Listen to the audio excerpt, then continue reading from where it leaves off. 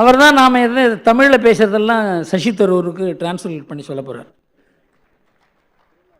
திருவண்ணாதபுரம் Ramakrishnan,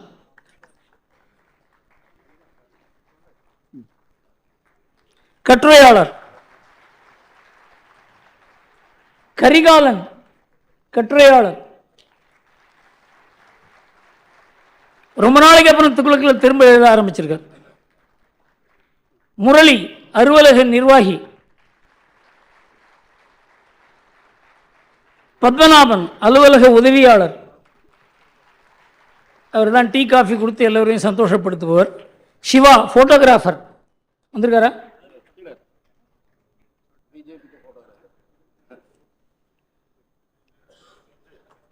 Selvakumar, driver.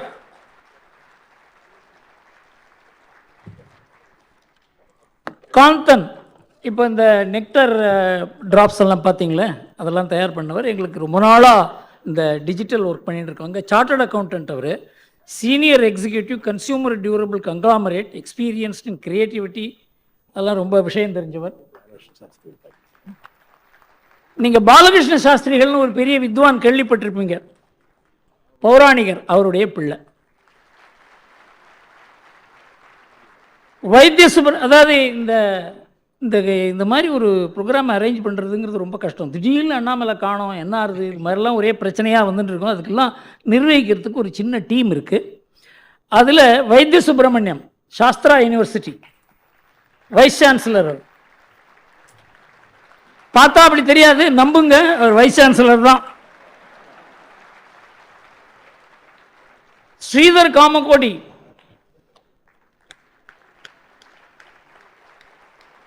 தொழிலதிபர். சிவகுமார், தொழிலதிபர். இவங்கெல்லாம் இந்த துக்ளக் டிஜிட்டல் நடத்துறதுக்கு இவங்க முன்னுக்கு வந்து அது கொஞ்சம் கொஞ்சமாக அது பெரிதாகி கொண்டிருக்கிறது. அடுத்தது வெங்கடேஸ்வரன், அவர் தான் துக்ளக் டிஜிட்டலை எடிட்டோரியல் ரெஸ்பான்சிபிலிட்டி செய்கிறார்.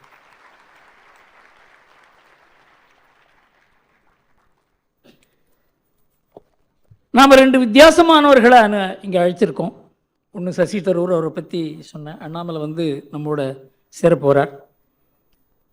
இந்த கேள்வி பதில் முடிஞ்ச உடனே சசி தரூர் பேசுவார். கேள்வி பதில் இப்போ துவங்கும். அரவிந்த்,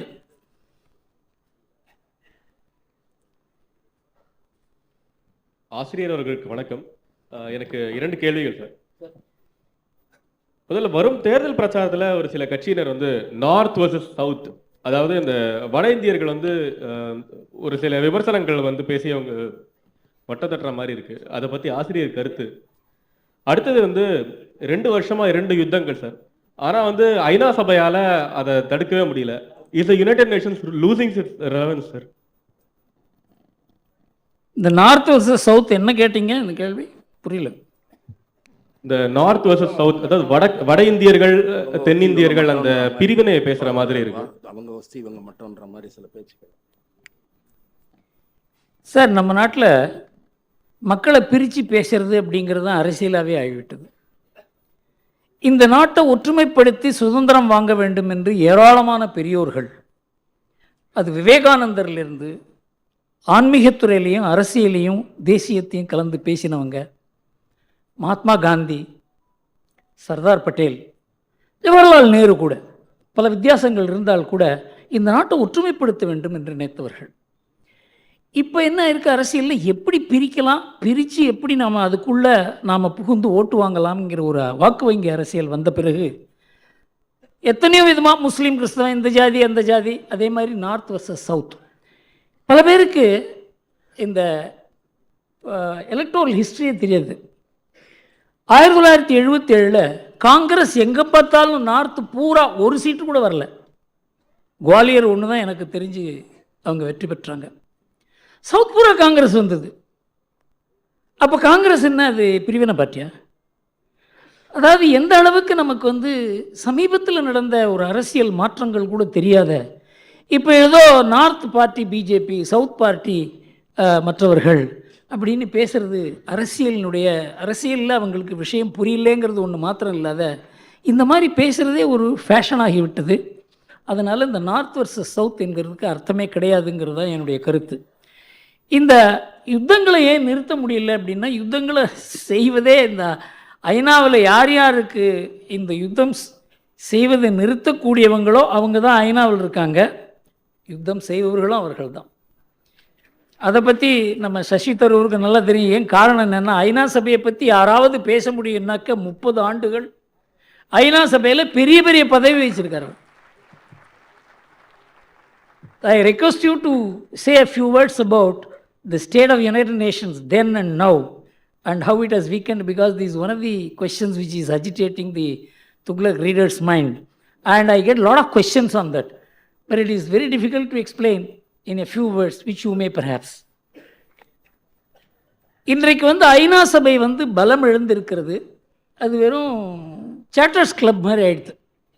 எதாவது பேசிகிட்டு இருக்காங்க, டீ காஃபி வசதியாக இருக்குது, பில்டிங் இருக்குது, போயிட்டு வரத்துக்கு ட்ராவல் ஃபெசிலிட்டி இருக்குது, இதோடு நின்று விட்டதே தவிர இன்றைக்கு அதனால் ஒரு முடிவெடுத்து ஒரு நாட்டை நீங்கள் இது இப்படி செய்ய வேண்டும் என்று ஒரு நாட்டை கட்டாயம் செய்வதற்கு அதற்கு திராணி இல்லை. Bharadwaj, Madambakkam. Hello sir, 2 questions. Number one,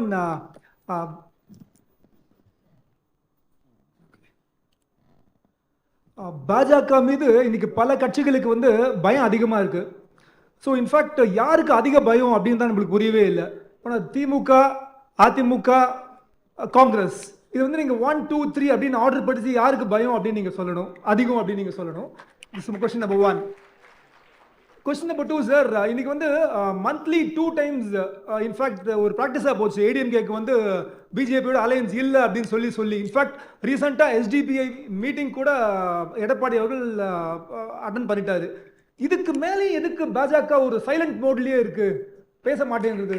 இதுக்கு மேலே பாஜக பேசவில்லை ஏதாவது சொல்லி. அண்ட் ஃபைனல் கொஸ்டின்ஸ் ஆடியன்ஸ்க்காக, அண்ணாமலை அவர்கள் தமிழக முதல்வராக எந்த வருஷம் வருவார்? உங்க கணிப்பு என்ன, உங்க ஆர்வம் என்ன? Thank you sir. Thanks a lot. கிட்டத்தட்ட இங்கே வந்திருக்க திமுக பாஜக தொண்டர்களை நீங்கள் டிஎம்கே தொண்டர் மாதிரி விசிலடிக்க வச்சுட்டீங்க. நீங்கள் பாஜகவை பற்றி யாருக்கு பயம்னு கேட்குறீங்க. ஸ்டாலின் சொல்கிறார் பாஜக ராகுல் காந்தியை கண்டு அஞ்சுகிறது. அதனால் யாருக்கு யாரை பார்த்து பயம் அப்படிங்கிறதுலேயே பெரிய டிஃப்ரென்ஸ் ஆஃப் ஒப்பீனியன் இருக்குது. பாஜகவை பற்றி ஏன் எல்லோரும் அஞ்சுகிறார்கள் என்றால், பாஜக ஒரு கட்சி மாத்திரம் அல்ல, அது ஒரு இயக்கம், அது ஒரு சித்தாந்தம், அது ஒரு வாழ்க்கை முறை. இது ஏதோ ஒரு நாள் 2 நாளில் இது உருவாகலை. 100 ஆண்டு ஆர்எஸ்எஸ் இதுக்காக தபஸ் செய்திருக்கிறது. ஆர்எஸ்எஸ் இல்லாத பாஜக மற்ற கட்சிகள் போல தான் இருக்கும். அதற்கு ஒரு தேசபக்திங்கிற ஒரு தன்மை இருந்தால் கூட அது நாணயம், நேர்மை, கட்டுப்பாடு, இந்த கடமை கண்ணியம் கட்டுப்பாடுன்னு சொல்கிறாங்களே, அது ஆர்எஸ்எஸ்ல தான் இருக்குது. அதனால் பாஜகவுக்கு பின்னால் ஒரு பெரிய சக்தி இருக்கிறது என்றதை நாம் புரிந்து கொண்டால்தான் ஏன் பாஜகவை கண்டு அஞ்சுகிறார்கள் என்பது புரியும். அடுத்து ஏடிஎம்கே பற்றி கேட்டார். ஏடிஎம்கேங்கிறது ஒரு கட்சியே கிடையாது, அதுக்கு லீடரே அந்த ரெட்டையில தான். அதனால் அது எடப்பாடி தலைவர்னு சொல்லி நாம் அதை பற்றி ஏடிஎம்கே தள்ளியும் வைக்கக்கூடாது, அதை தழுவவும் கூடாது. அதுதான் பாஜகவுடைய லட்சியம். அவங்க நல்லா தெரியும், அவங்களுக்கு அரசியலில் பண்ணுறதுக்கு பாஜகவோட ஒரு நல்ல ஒரு யுக்தியான ஒரு பார்ட்டியை இன்றைக்கி பார்க்க முடியாது. எல்லாரும் சத்தீஸ்கரில் காங்கிரஸ் தான் ஜெயிக்கும்னு எல்லாரும் காங்கிரஸ்காரங்களே படுத்து தூங்கிட்டாங்க. என்ன ஆச்சுன்னு உங்களுக்கு தெரியும். ஏன்னா தெருவாக எந்த இடத்துல எத்தனை ஓட்டு நமக்கு இருக்குன்னு பாஜகவுக்கு தெரிந்த ஒரு தலைவர் இருக்கார், அவர் பேர் அமித்ஷா. அதனால் பாஜக ஏதாவது பேசினாலும், பேசாமல் இருந்தாலும், விரோதமாக பேசினாலும், மௌனமாக இருந்தாலும், நட்பாக இருந்தாலும் அதுக்கு ஒரு காரணம் இருக்குங்கிறத மாத்திரம் நீங்கள் புரிந்து கொள்ளுங்கள். சுப்பிரமணியம், அக்கரைப்பட்டி.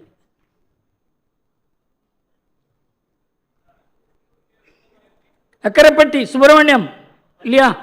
அடுத்தது பட்டாபிராமன், சென்னை. சாரி, முந்தைய கேள்வியில் அண்ணாமலை எப்போ சிஎம் ஆவார்னு கேட்டு அதுக்கு எப்போ வழிபறக்கும்னு கேட்டாரு, அது சொல்லுங்கன்னு பதில் கேட்குறேன். அதுவும் பாஜக முடிவு செய்யும் எப்பொழுது சொல்வது என்பது. எப்பவுமே ஒரு தயாரிப்பு இல்லாத ஒன்று சொல்லக்கூடாது.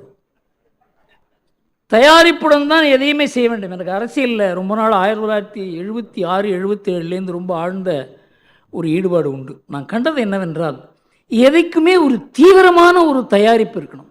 ஒரு கூட்டத்தை கூட்டி பவரை கையில் சீஸ் பண்ணால் என்ன ஆகுங்கிறதுல தமிழ்நாட்டில் திமுக பவருக்கு வந்ததுலேன்னு தெரிஞ்சுது. ஒரு தயாரிப்பு இல்லாத, அதுக்கு ஒரு மனநிலை உருவாகாத, அதற்கு தன்னை சாக்ரிஃபைஸ் பண்ணக்கூடிய ஒரு தொண்டர் படை இல்லாத, அதுக்கு நம்பர் இவ்வளவெல்லாம் இல்லாத அண்ணாமலையை மாத்திரம் சீஃப் மினிஸ்டராக செய்து விட்டால் அந்த கட்சிக்கு நல்ல பேர் வருமா கெட்ட பேர் வருமா என்று யாரும் சொல்ல முடியாது. அந்த தயாரிப்பில் ஈடுபட்டிருக்கு பாஜக. அண்ணாமலையினுடைய யாத்திரையை அதற்காகத்தான். ஒருவரை முதல்வராக்குவது மாத்திரம் ஒரு கட்சியினுடைய நோக்கமாக இருக்கக்கூடாது. அவர் முதல்வராக்கி அந்த தமிழ்நாட்டுக்கு என்ன நல்லது செய்ய முடியும் அந்த கட்சியால் அப்படிங்கிற ஒரு தயாரிப்பும் தேவை. சுப்பிரமணியம் அக்கரைப்பட்டி வந்திருக்காரா? பட்டாபிராமன் நீங்களா சார்? சுப்பிரமணியம் பட்டாபிராமன். சரி, பட்டாபிராமன் கேளுங்க, அப்புறம் சுப்பிரமணியம். லேட்டாக வந்துடுறீங்க. எனது பேர் பட்டாபிராமன். அனைவருக்கும் மாலை வணக்கம். நான் 40 வருடங்கள் மேலே துக்ளக் படித்துக் கொண்டிருக்கிறேன். முதல் கேள்வி, காமன் சிவில் கோட். நிறைய டிஸ்பியூட்டில் சொத்தும் சரி விவகாரத்து கேஸ்லையும் சரி நிறைய டிஸ்பியூட்டில் சுப்ரீம் கோர்ட்டு ஒரு தீர்ப்பு சொல்லியிருக்கு. இதுக்கு தீர்வு வந்து காமன் சிவில் கோட் தான். அதை நடைமுறைப்படுத்துவதற்கு என்ன சாதக பாதகங்கள், அதை ஆசிரியர்கள் விளக்க வேண்டும். இரண்டாவது கேள்வி, மாலத்தீவில் திடீர்னு இந்தியாவுக்கு எதிராக எதுக்கு அவங்க அறிக்கைகள் கொடுக்குறாங்க? அந்த அதிபரே அது மாதிரி மோடிக்கும் திரு மோடி அவர்களுக்கும் இந்தியாவுக்கு எய்த்தாப்பில் அறிக்கை கொடுக்குறாங்க. அதை பற்றி வராமல் ஆசிரியர் கூற வேண்டும். வணக்கம், நன்றி. மாலத்தீவில் 100% முஸ்லீம்கள். அங்கே ஏராளமான பாகிஸ்தானுடைய இன்ஃப்ளூயன்ஸ், தீவிரவாதிகளுடைய இன்ஃப்ளூயன்ஸ் பெருகி கொண்டே போய் கொண்டிருக்கிறது. நமக்கு அவங்களுக்கு நல்ல உறவு இருக்குது. அதில் இருக்க நல்லவர்கள் பலவர் நம்மோட சேர்ந்து வேலை செய்யணும்னு நினைக்கிறாங்க. அதில் இந்த பர்டிகுலர் தேர்தலில் நமக்கு எதிரானவர்கள் வெற்றி பெற்றதுனால இந்த மாதிரி ஒரு நிலை, இந்த நிலை நீடிக்காது. ஆனால் இதை சீனாவும் பாகிஸ்தானும் அவங்களுடைய நலனுக்காக பயன்படுத்தி கொள்வதனால இன்றைக்கு ஒரு பெரிய பிளவு ஏற்பட்டிருக்கிறது. இது நீடிக்காது என்பது தான் எனக்கு தெரிஞ்சவர்கள். அதை சசி தரூர் அதை பற்றி கூறலாம். எனக்கு தெரிந்தவரையில் இது நீடிக்காது என்று தான் தோன்றுகிறது. பொது சிவில் சட்டம் என்பது ரொம்ப நாளாக இந்த நாட்டுக்கு பொது சிவில் சட்டம் என்பது எல்லோரும் ஒரு மாதிரி இருக்க வேண்டும் என்பது பொது சிவில் சட்டம் அல்ல. எல்லோருக்கும் சில அம்சங்கள் பொதுவாக இருக்க வேண்டும். ஏனென்றால் பிரச்சனைகள் வாழ்க்கையில் பாருங்கள், ஒரு விவாகம் என்பது எல்லா மதத்திலையும் எல்லா சமுதாயத்துக்கும் எல்லோருக்குமே முக்கியமானது. ரெண்டாவது, விவாக ரத்து வருகிறது, குழந்தை பிறக்கிறாங்க, அதில் பிரச்சனை வருது. குடும்ப பிரச்சனையெல்லாம் எல்லா மதத்துக்கும் எல்லா சமுதாயத்துக்கும் எல்லா இனத்துக்கும் பொதுவானதுனால பொது சிவில் சட்டம் தேவை. அது அந்த மதத்தினுடைய நம்பிக்கைகளையோ அந்த மதத்தினுடைய கோட்பாடுகளையோ அது அதுக்கு எதிராக இருக்க போகிறதில்லை. ஆனால் இப்போ என்ன அதுக்கு தோற்றம் கொடுக்கப்படுகிறது என்றால், இந்த பொதுவான விஷயங்களில் கூட அந்த மதத்தினுடைய கோட்பாடுகள் தான் இருக்க வேண்டும். ஃபார் எக்ஸாம்பிள், சொன்னார் அந்த நெக்டரில் 4 பேரை திருமணம் செய்து கொள்ள வேண்டும். அது ஒரு கோட்பாடு இல்லை. அந்த காலத்தில் அரேபியாவில் அந்த மாதிரி ஒரு நிலைமை இருந்தது. அதற்காக அங்கே இருந்ததை இங்கே அது மதத்தினுடைய உரிமைன்றது மாத்திரம் இல்லாத அந்த மதத்தினுடைய நம்பிக்கை என்று ஆக்கிவிட்டார்கள். இந்த மாதிரி பிரச்சனைகள் அரசியல் மூலமாக, அரசியல் கட்சிகள் மூலமாக, வாக்கு வங்கி மூலமாக நம்ம அரசியல் சாசனத்தில் இந்த பொது சிவில் சட்டம் வர வேண்டும் என்று கூறியும் இவ்வளவு நாள் வராதிருப்பதற்கு காரணமே அரசியல் தான். அதை சுப்ரீம் கோர்ட் பொது சிவில் சட்டம் வர வேண்டும் என்று கூறியதனால இந்த பொது சிவில் சட்டம் வரப்போவதில்லை. மக்கள் மனதை மாற்றியாகணும். இது வரவேண்டியதற்கு எல்லா தயாரிப்புகளையும் பாஜக செய்தால் கூட இதற்கு எப்படி இருந்தாலும் மக்களுடைய ஒத்துழைப்பு தேவை என்பதனால தான் அதை ஒரு கேலிபரேட் பண்ணுறாங்க. சார் சுப்பிரமணியம். வணக்கம், என் பேர் சுப்பிரமணியம் அழகசிங்கம். ஆக்சுவலாக விவசாயி மகனாக பிறந்து கெமிக்கல் இன்ஜினியரிங் எல்லாம் முடிச்சுட்டு பல நாடுகளில் வேலை பார்த்துட்டு இப்போ என்னுடைய விலாசம் திருச்சி பக்கத்தில் ஒரு குறு விவசாயியாக நிலம் வாங்கி பண்ணிகிட்ருக்கோம். என்னுடைய இது என்ன அப்படின்னா, இந்து மதம் நம்ம எவ்வளவோ வருஷங்களாக இருந்திருக்கோம். இன்னும் ஏன் மற்ற மதங்கள் அளவுக்கு நமக்கு ஒற்றுமை இல்லை? இந்த ஒற்றுமைக்கு நம்ம என்ன செய்யணும்? இதுதான் சார். Thank you sir. ஹிந்து மதம் ஒன்று தான் உலகமே ஒன்றா இருக்கணும்னு நினச்சது. உலகமே ஒன்று, எல்லோருக்கும் ஒரு ஆத்மா தான் இருக்கிறது. வாழ்க்கை முறை, அவங்களுடைய கோட்பாடுகள் எல்லாம் தனித்தனியாக தான் இருக்கும். ஆனால் இது எல்லாம் ஒற்றுமையாக இருக்க வேண்டும் என்று ஒரு கடவுள், ஒரு புத்தகம், ஒரு வாழ்க்கை முறை, அதை நான் மாத்திரம் அனுசரிக்க மாட்டேன், மற்றவர்களும் அதை அனுசரிக்க வேண்டும் என்று 2 முக்கியமான மதங்கள் கிளம்பின, கிறிஸ்துவமும் இஸ்லாமும். அவங்கள பொறுத்தவரையில் அந்த கோட்பாடுகள் சரியாக இருக்கலாம், ஆனால் மற்றவர்களுக்கும் அந்த கோட்பாடுகள் வர வேண்டும் என்பதற்காக யுத்தங்கள் நடத்தியது, ஜிகாது, குரூசேட், இன்றைக்கு கன்வர்ஷன், இதெல்லாம் இருக்கிறதுனால அது ஒற்றுமை போல தெரிகிறது. ஆனால் இன்றைக்கு இஸ்லாமில் இருக்க வேற்றுமைகள், கிறிஸ்துவத்தில் இருக்க வேற்றுமைகள், நாம் அதை கொஞ்சம் ஆழ்ந்து படித்தால்தான் தெரியும். ஃபார் எக்ஸாம்பிள், கிறிஸ்துவத்தில் ஒரு 100 சர்ச் இருக்குன்னு வச்சுங்க, 600-700 சர்ச் இருக்குது. ஒரு சர்ச்சில் இருக்கவங்க இன்னொரு சர்ச்சுக்கு போக மாட்டாங்க, அனுமதிக்கப்பட மாட்டார்கள். அதே மாதிரி ஒரு சர்ச்சுக்கு ஒரு பெரியல் கிரவுண்ட் இருந்ததுன்னா இன்னொரு சர்ச்சில் இருக்கவங்க யாராவது இறந்தால் அதில் பெரியல் கிரவுண்டில் அவங்களுக்கு அனுமதி கிடையாது. நம்மதில் பார்த்தீங்கன்னா யார் இறந்தாலும் ஒரே இடத்துக்கு தான் நாம் போவோம். இது ஒற்றுமை இல்லையா? நாம் எல்லாரும் எல்லா கோயிலுக்கு போவோம், அது ஒற்றுமை இல்லையா? நாம் எல்லோரும் சேர்ந்து பொங்கல் விழா கொண்டாடுவோம், அவங்கவுங்க வீட்டில் தான் கொண்டாடுவோம், அது ஒற்றுமை இல்லையா? ஒற்றுமை என்பது மனதளவில் நாம தான் உலகத்துக்கு முதல்ல மனதளவில் ஒற்றுமை போகிறோம், சித்தாந்த அளவில் ஒற்றுமை போகிறோம். கடவுள் நம்பிக்கையில் ஒற்றுமை வேண்டாம். நம்ம முதல்ல கேட்டால் நம்ம 33 கோடி தேவர்கள்னு சொல்லுவாங்க. ஒரு ஆளுக்கு ஒரு கடவுள் வச்சோம். நம்ம நீ இஷ்டப்படி வச்சுக்கோ. தனிநபருக்கு ஒரு கடவுள், கிராமத்துக்கு ஒரு கடவுள், குலத்துக்கு ஒரு கடவுள், நினைச்சே பார்க்க முடியாது. ஆனால் எல்லாத்துக்கும் பின்னால் பிரம்மன்கிற ஒரே கடவுள் தான்ங்கிற நம்பிக்கை நமக்கு இருக்கிறதுனால தான் நாம் ஒரு நாடாக இருக்கோம். அதனால் இந்துக்கள் ஒற்றுமை இல்லாதவர்கள்னு சொல்ல முடியாது. இந்த ஒற்றுமை யாருக்கும் எதிராக அல்ல. மற்றவர்களுக்கு எதிரான ஒற்றுமையை நம்மால் உருவாக்க முடியல, ஆனால் உருவாக்கினால் அது நமக்கும் நல்லதல்ல, மற்றவர்களுக்கும் நல்லதல்ல. அந்த ஒற்றுமை தேவையில்லைங்கிறது என்னுடைய அபிப்பிராயம். ரமணன் அடுத்தது சார். ரமணன் வந்துட்டாரா?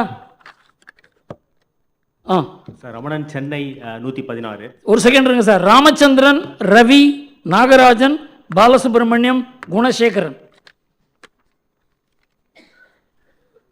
சார் ஆசிரியரிடம் 3 கேள்விகள். ஐயோ, ஒன்று போகிறோம் சார். சார், ஜனவரி 22ஆம் தேதி ராமர் கோயில் பிரதிஷ்டையில் காங்கிரஸ் அன்று மற்ற இந்தியா கூட்டணி கட்சிகள் போக வேண்டாம் என்று நிராகரித்திருக்கிறார்கள். அதோடைய பின்விளைவுகள் அவர்களுக்கு தேர்தலில் எந்தெந்த மாதிரியான விளைவுகளை ஏற்படுத்தும், அது பற்றி ஆசிரியருடைய கருத்தை தெரிஞ்சுக்க விரும்புகிறேன். 1. தமிழ்நாட்டுக்கு துணை முதல்வர் பதவி அப்படின்னு வந்ததுன்னா அதனால ஏதாவது அட்வான்டேஜஸ் இருக்கா, அதனால என்ன நன்மைகள் ஏற்படும் தமிழ்நாட்டிற்கு, இது என்னுடைய 2வது கேள்வி. 3வது கேள்வி, இந்த அரவிந்த் கெஜ்ரிவாலுக்கு நிறைய சம்மன் மேலே சம்மன் கொடுத்துட்டு இருக்காங்க. அவர் எதுக்குமே ஆஜராக மாட்டேங்கிறாரு. அவருடைய ஹானஸ்டி இஸ் பிகம் கொஸ்டின்டு. அதை பற்றி ஆசிரியருடைய கருத்து என்ன, அதை பற்றி சொல்லணும்னு கேட்டுக்கிறேன். தேங்க்யூ. அரவிந்த் கெஜ்ரிவால் ஆனஸ்டி இப்போதான் கொஸ்டின்ன்றது இவருக்கு தெரியும்.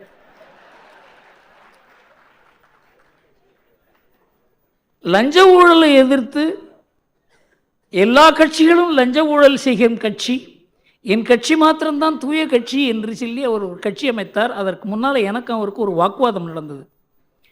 அதாவது அந்த பெரிய ஒரு அண்ணா ஹசாரேனுடைய ஃபாஸ்ட் இருந்தது, அதுக்கு 2 நாளைக்கு முன்னால். அப்போ என்ன ஸ்ரீ ரவிசங்கர் கூறி என்னை அரவிந்த் கெஜ்ரிவால் பார்த்தார். அது காரணம் என்னவென்றால் 2011 இந்த உண்ணாவிரதம் நடக்கிறது. இது எப்படி 2014 தேர்தல் வரைக்கும் இந்த போராட்டத்தை எப்படி தொடர்வது? எனக்கு ஆச்சரியம் என்னென்னா, இவர் அரசியல் இல்லாத, எதிர்கட்சி அரசியலே ஈடுபடாத, கட்சி அமைக்காத இவருக்கு ஏன் தேர்தல் பற்றி இந்த மாதிரி ஒரு நோக்கம் வந்தது? அப்போ நான் கேட்டேன் அவரை, நீங்கள் என்ன தான் பண்ண போகிறீங்க? நான் எந்த கட்சியோடையும் சேர போகிறதில்ல, எல்லா கட்சியும் ஊழல் கட்சி, அதனால் நான் ஒரு தனி போராட்டம் அமைக்க போகிறேன். சரி, ஆட்சி அமைக்க போகிறீங்களா? இல்லை இல்லை இல்லை இல்லை, நான் அரசியல் பக்கமே போக மாட்டேன். நான் சொன்னேன், சார் நீங்கள் அரசியல் பக்கம் போக மாட்டீங்க, எல்லா கட்சியும் வீழ்த்துவீங்க, என்னென்ன புரட்சி பண்ண போகிறீங்களான்னு கேட்டேன். அவர் உடனே சொன்னார், என்ன சார் பண்ணலாம், 3 வருஷம் இதை தள்ளணும். நான் சொன்னேன், நீங்கள் எதிர்க்கட்சிகளை வச்சு தான் ஆளும் கட்சியை வீழ்த்த முடியும். அந்த எதிர்க்கட்சி பதவிக்கு வந்து தவறு செய்ததுன்னா மற்ற எதிர்க்கட்சிகளை வச்சு தான் அந்த ஆளும் கட்சியை வீழ்த்த முடியுமே தவிர, ஜனநாயகத்தில் 2 பக்கமும் கட்சி இருக்க போகிறது. நீங்கள் வந்து எல்லாரையுமே வெறுத்து ஒரு அரசியல் செய்ய முடியாது. அது தேசிய அரசியலாக இருந்தால் கூட. என்ன இப்போ நான் ரொம்ப I have move too far, என்ன செய்வதுன்னு கேட்டார். தான் சொன்னேன், இந்த அண்ணா ஹசாரே அவர் உண்ணாவிரதம் இருக்கும் பொழுது நீங்கள் மற்ற காங்கிரஸ் எதிர்ப்பு கட்சி தலைவர்களெல்லாம் அழைத்து அவருக்கு மாலை போட்டு அவரோட கொஞ்சம் ஸ்டேஜில் ஒரு 5 நிமிஷம் 10 நிமிஷம் உட்கார வச்சிங்க அப்படின்னு சொன்னால் எதிர்க்கட்சிகள் எல்லாம் அண்ணா ஹசாரே தலைமையில், அன்றைக்கு ஜெயபிரகாஷ் நாராயண் தலைமையில் 1977 ஒன்றா வந்த மாதிரி வர முடியும் அப்படின்னு சொன்னாங்க. இல்லை சார், அவங்களெல்லாம் எதிர வேணால் உட்காரட்டும், அண்ணா ஹசாரே பக்கத்தில் உட்காரக்கூடாதுன்னு சொன்னாங்க. அத்வானி போன்ற தலைவர்கள்லாம் பப்ளிக் மீட்டிங்கில் உட்கார்ற மாதிரி உட்காரணும், அவங்க வந்து அண்ணா ஹசாரே பக்கத்தில் உட்காரக்கூடாது அப்படி என்று சொன்னார். நான் சொன்னேன், சார் உங்களுக்கு அரசியலும் தெரியல, இதை நீங்கள் எப்படி கொண்டு போக போகிறீங்கன்னு தெரியல, இது ஒரு பெரிய இந்த காங்கிரஸினுடைய ஊழல்னால ஒரு பெரிய ஒரு ஊழல் எதிர்ப்பு இயக்கம் தயாராகி கொண்டிருக்கிறது. அன்ஃபார்ச்சுனேட்லி அண்ணா ஹசாரே உங்கள் கையில் சிக்கி கொண்டிருக்கிறார், நீங்கள் பெரிய ஆபத்தில் நீங்கள் சிக்க போகிறீங்கன்னு சொன்னேன். அரசியலுக்கு மாத்திரம் நுழைய மாட்டேன் நான், நீங்கள் எப்படி வேணால் எழுதிக்கலாம் அப்படின்னு சொன்னார். அதை வச்சு பின்னால் ஒரு அரசியல் அவர் கட்சி ஃபார்ம் பண்ண உடனே நான் ஒரு கட்டுரை எழுதினேன் இந்தியன் எக்ஸ்பிரஸில். அவருடைய எண்ணங்கள் அப்போவே நேர்மையாக இல்லை, அதனால் அவரால் நேர்மையாக இருக்க முடியாதுங்கிறது தான் என்னுடைய அபிப்பிராயம். ரெண்டாவது, தமிழ்நாட்டில் டெப்டி சிஎம் வந்தால் என்ன ஆகும்? முதல்ல டெப்டி சிஎம்ங்கிறது நாம் நியமிக்கிறது இல்லை, அது நியமிக்க போகிறது இங்கே நம்ம ஒரே குடும்பம் தான் நியமிக்க போகிறது. அது வந்தால் என்ன ஆகுங்கிறது அவங்களும் ஏதாவது ஒரு ஆய்வு செய்திருப்பாங்க. என்னை பொறுத்த வரைக்கும் டெப்டி சிஎம்னு யாரையாவது அனௌன்ஸ் பண்ணாக்க அந்த கட்சிக்கு நல்லது இல்லைங்கிறது தான். ஆனால் அவங்களுக்கு நல்லதாக இருக்கலாம், குடும்பத்துக்கு தெரியல என்ன ஆகும். ராமர் கோவிலுக்கு கட்சிகள் வந்து எதிர்ப்பு தெரிவிக்கிறாங்களே சேர்றதுக்கு. நீங்கள் காங்கிரஸ் வந்து ராமர் கோவில் கும்பாபிஷேகத்துக்கு போக போகிறதில்லைன்ற அழைத்த 3 தலைவரும் கூறியிருக்கிறார்கள். ஆனால் காங்கிரஸுக்கு நிறைய பேர் போக போகிறாங்க. இன்றைக்கி நேற்று நைட்டு நியூஸில் கேள்விப்பட்ட சித்தராமையாவே போகிறார். சிவகுமார் இருக்கார் அந்த டெப்டி சீஃப் மினிஸ்டர், 35,000 கோவில்லையும் விசேஷ பூஜை நடக்கும். அங்கே ஹிமாச்சல் பிரதேஷில் அந்த மினிஸ்டர் ஒருத்தர், நான் போவேன், ஆர்எஸ்எஸ் பிஜேபி செஞ்சால் என்ன, அவங்க தான் நல்ல காரியம் பண்ணியிருக்காங்க, கோவில் கட்டுறாங்க, நான் போனால் என்ன தப்பு? இந்த மாதிரி காங்கிரஸில் பெரும் பிளவு ஏற்பட்டிருக்கிறது. எந்த கட்சியுமே இதை புறக்கணிக்கும் கட்சியில் பிளவு ஏற்பட்டு கொண்டிருக்கிறது என்று தான் இப்போ தெரிகிறதே தவிர 22ஆம் தேதி தான் அதனுடைய முக்கிய விவரங்களும் தெரியும். ராஜகோபால்,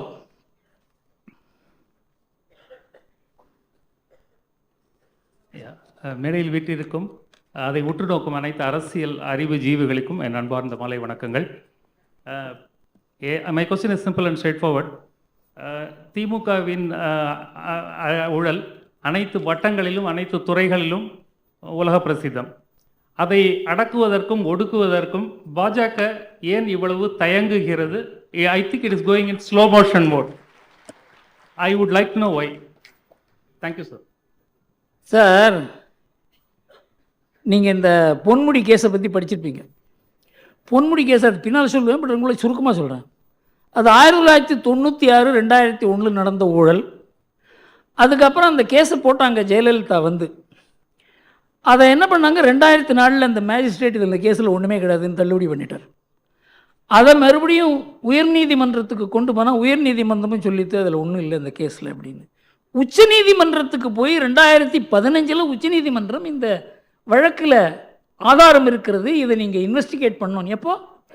1995 நடந்த 2015 உச்சநீதிமன்றம் கூறுகிறது இதை விசாரணை செய்ய வேண்டும் என்று. அதை விசாரணை செய்து அது ஒரு ஸ்பெஷல் கோர்ட் அமைக்கிறாங்க. ஏன்னா இது சாதாரண கோர்ட்டாக இருந்தாக்க அவங்க வந்து ஒரு மாதிரியாக மேனேஜ் பண்ணிடுறாங்க. இந்த விசேஷ கோர்ட் அமைத்து அவர்களுக்கு இந்த கேஸ் கொடுக்கப்படுகிறது. அந்த கேஸ் நடந்து 169 சாட்சியங்கள் அவங்க எக்ஸாமின் பண்ணிட்டாங்க. திடீர்னு அந்த மேஜிஸ்ட்ரேட் ஒரு லெட்டர் எழுதுகிறார் 2022 ஜூனில். நான் வந்து இந்த கேஸு சட்டுன்னு முடிக்க சொல்லியிருக்காங்க, அதனால 4 விசேஷமாக 4 விடுமுறை நாட்களில் இந்த கேஸை நடத்திடலான்னு இருக்கேன் அப்படின்னு. அந்த கேஸ் இந்த வெங்கடேஷ் ஜட்ஜி இருக்கார், அவர்கிட்ட போகுது. அவர் தான் அந்த கட்சியை அந்த கிரிமினல் கேஸ் எல்லாம் பார்க்குற நீதிபதி.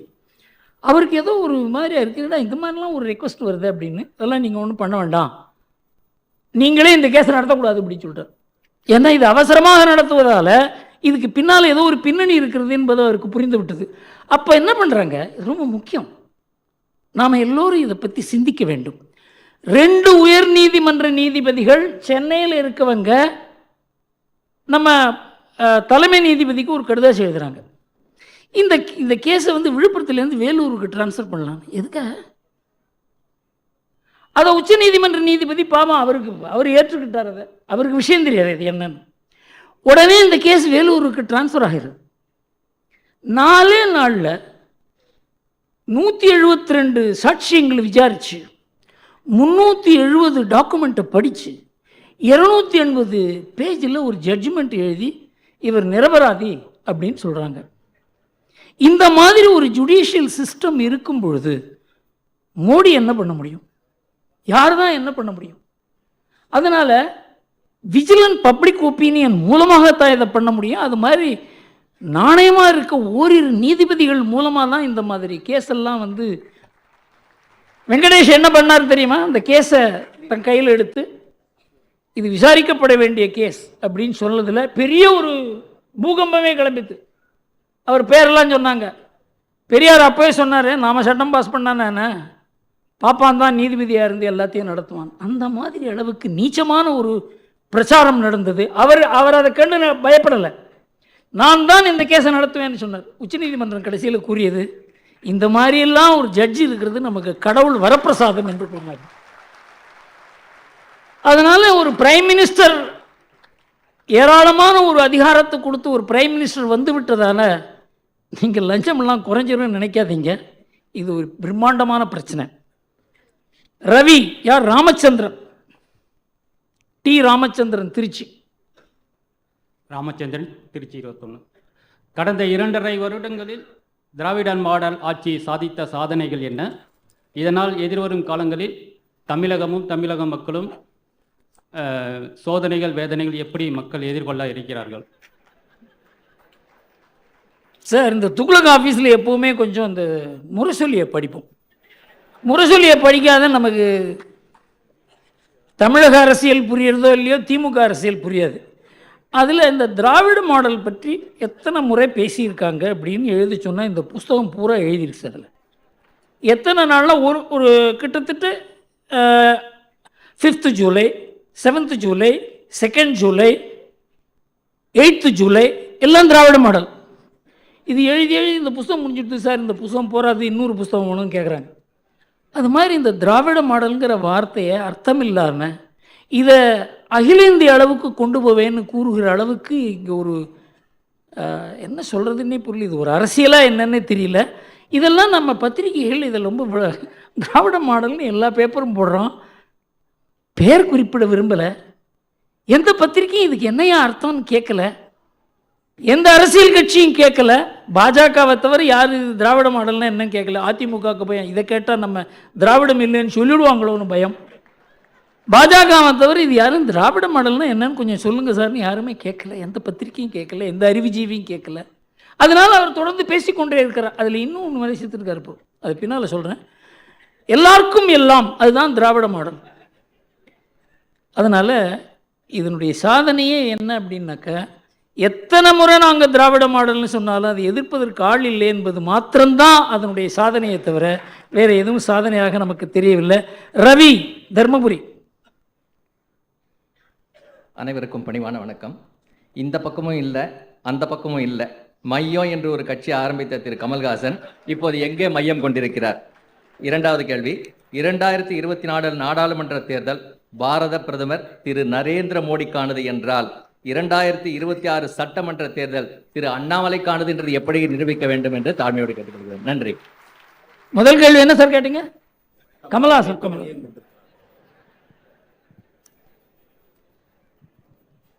சார், இந்த எம்ஜிஆரை பார்த்து எல்லாருக்குமே என்ன தோணுதுன்னா, அரசியலுக்கு வந்தால் நமக்கு அரசியலில் பெரிய பதவி வந்துடும், நம்ம ஆட்சியை பிடிக்கலாம்.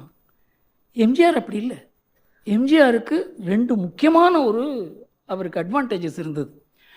ஒன்று வந்து அந்த திமுகவுக்குள்ளேயே ஒரு கட்சி வளர்ந்தது அவருக்கு, அவருடைய ரசிகர் மன்றம்.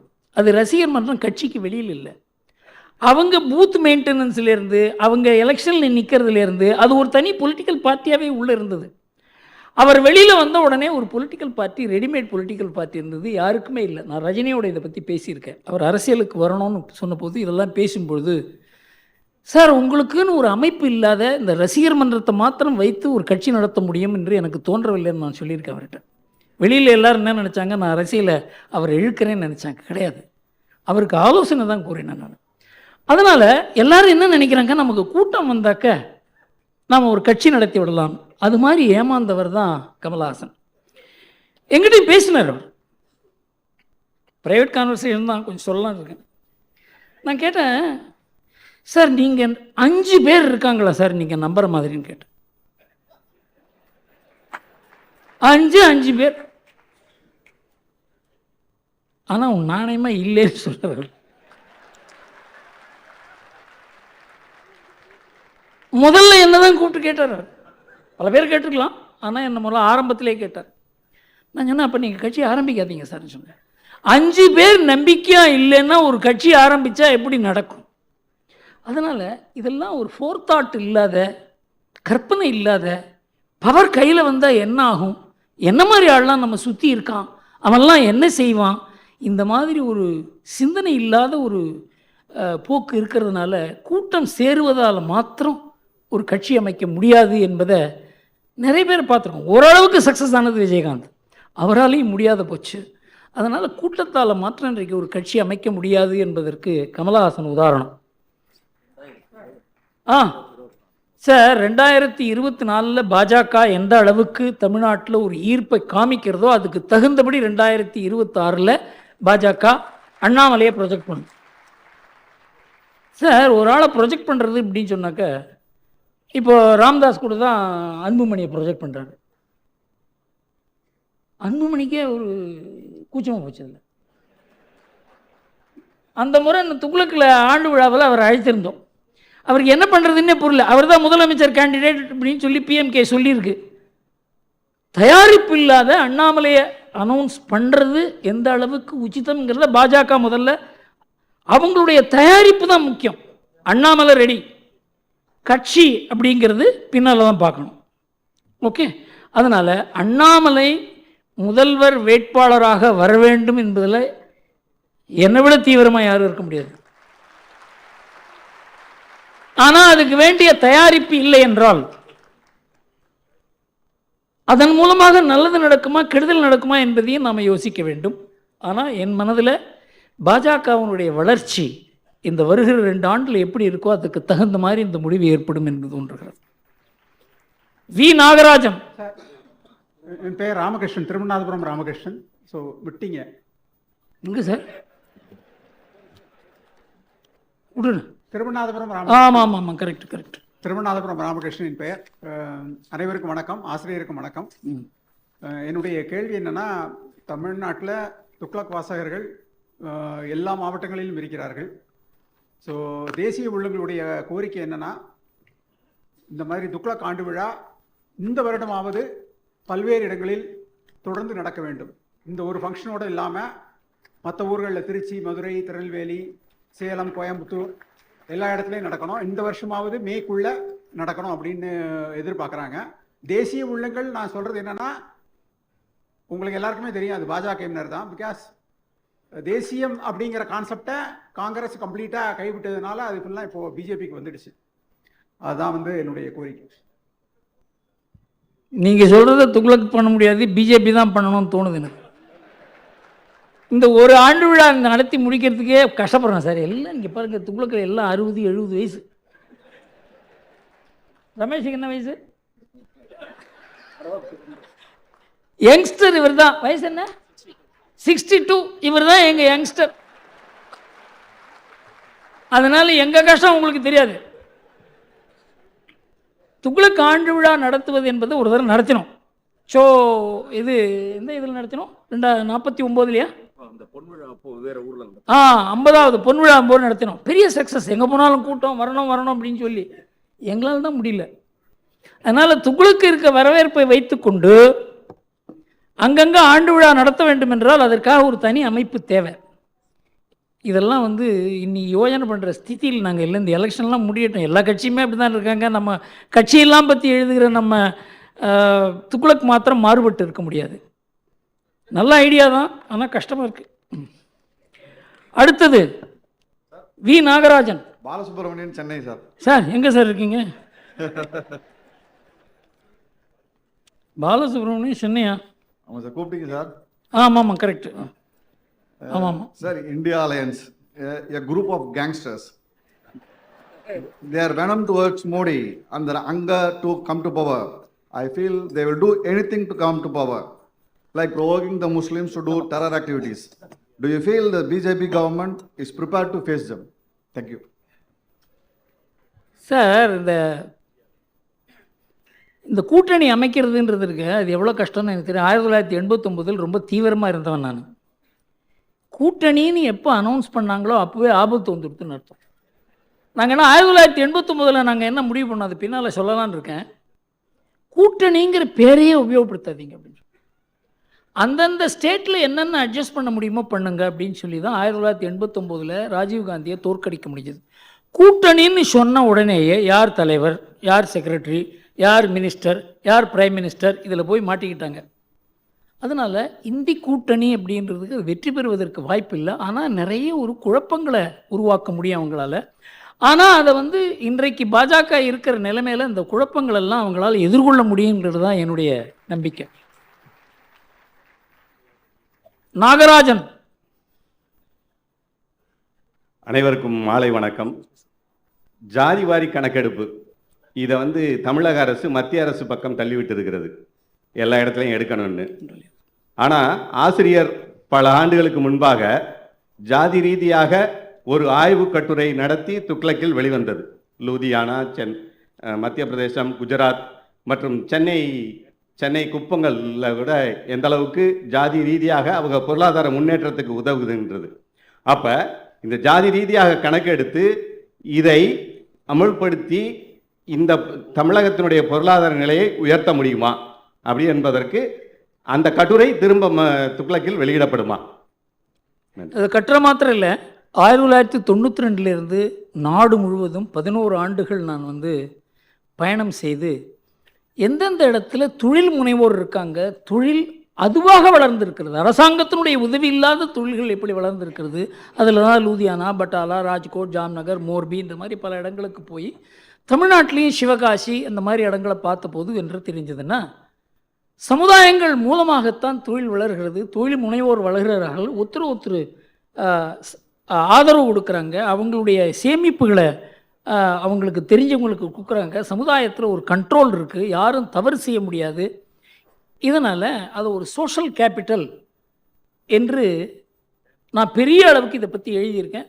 தண்ணீர் விட்டோ வளர்த்தோம்ல பல கட்டுரைகள் வந்திருக்கிறது. ஆனால் அரசியலில் போனால் அந்த சமுதாயத்துக்கும் கெடுதல், அரசியலுக்கும் கெடுதல். இந்த ஜாதிவாரி கணக்கெடுப்பு அப்படின்னு கூறுவதே அரசியல் கட்சிகள் தான்.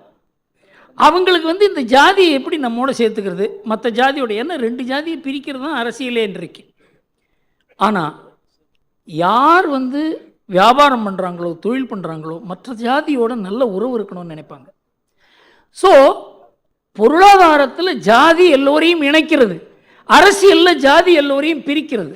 அதனால் cost in politics is dangerous, cost in economics is prosperity அப்படிங்கிறத பற்றியே நான் ஆர்டிக்கல் எழுதியிருக்கேன். ஜாதி என்பதை 2 விதமாக பார்க்க முடியும். ஒன்று ஆக்கப்பூர்வமாக பார்க்க முடியும், அது ஒரு கலாச்சார பண்பு, நாகரிகம் உள்ள, அதாவது ஒரு பழக்க வழக்கம் உள்ள, ஒருத்தருக்கு ஒருத்தர் புரிந்து கொண்டு வேலை செய்யக்கூடிய அளவுக்கு ஒரு பெரிய ஒரு அன்இன்கார்பரேட்டட் கம்பெனி போல அது. ஆனால் அதையே அரசியலில் கொண்டு வரும்பொழுது ஜாதியும் பிரிகிறது, அரசியலையும் பிரிக்கிறது. அதனால் அரசியல் நோக்கத்தோடு இந்த ஜாதிவாரி கணக்கெடுப்பு என்று கூறுவதால் அது தவறு என்று தோன்றுகிறது. பாலசுப்ரமணியன், பாடி. குணசேகரன், ராயப்பேட்டை. குணசேகரன் பேசிட்டாரா? இல்லை, கூப்பிட்டார். பாலசுப்ரமணியம் பாடின்னு ஒன்று போட்டிருக்க. குணசேகரன் இல்லை வேற இது வேலை பாலசுப்ரமணியம் இல்லை ஏதோ தப்பு இருக்கு. அனைவருக்கும் வணக்கம். சுப்ரமணியம் 3 கேள்விகள். சார் 3 கேள்வியா? சின்ன சின்ன கேள்விதான். சார் தேசிய அளவில் பாரதிய ஜனதா கட்சி 60%க்கும் மேலான தொகுதிகளை பெற வேண்டும் என்று மனு காட்டுகிறார்கள். தமிழகத்திலே பொறி வைத்து உட்பொருள் வைத்து காவலும் செய்து திரு அண்ணாமலை மேற்கொள்ளும் பெரும் முயற்சிகள் 60% தொகுதிகளை தமிழகத்தில் பெற்றுத் தருமா? இரண்டாவது, சிறுவயதில் என் வீட்டில் சாராயக் கடைகளை பார்த்து மிகவும் அவசரப்பட்டவன் நான். ஆகவே கல்லுண்ணாமை என்ற அதிகாரம் திருக்குறளில் இருக்க வேண்டுமா, மாற்றப்பட வேண்டுமா அல்லது நீக்கப்பட வேண்டுமா? ஏனென்றால் அண்ணாமலை அவர்கள் கள்ளுக்கடை வேண்டும் என்று சொல்கிறார். இது புரியவில்லை.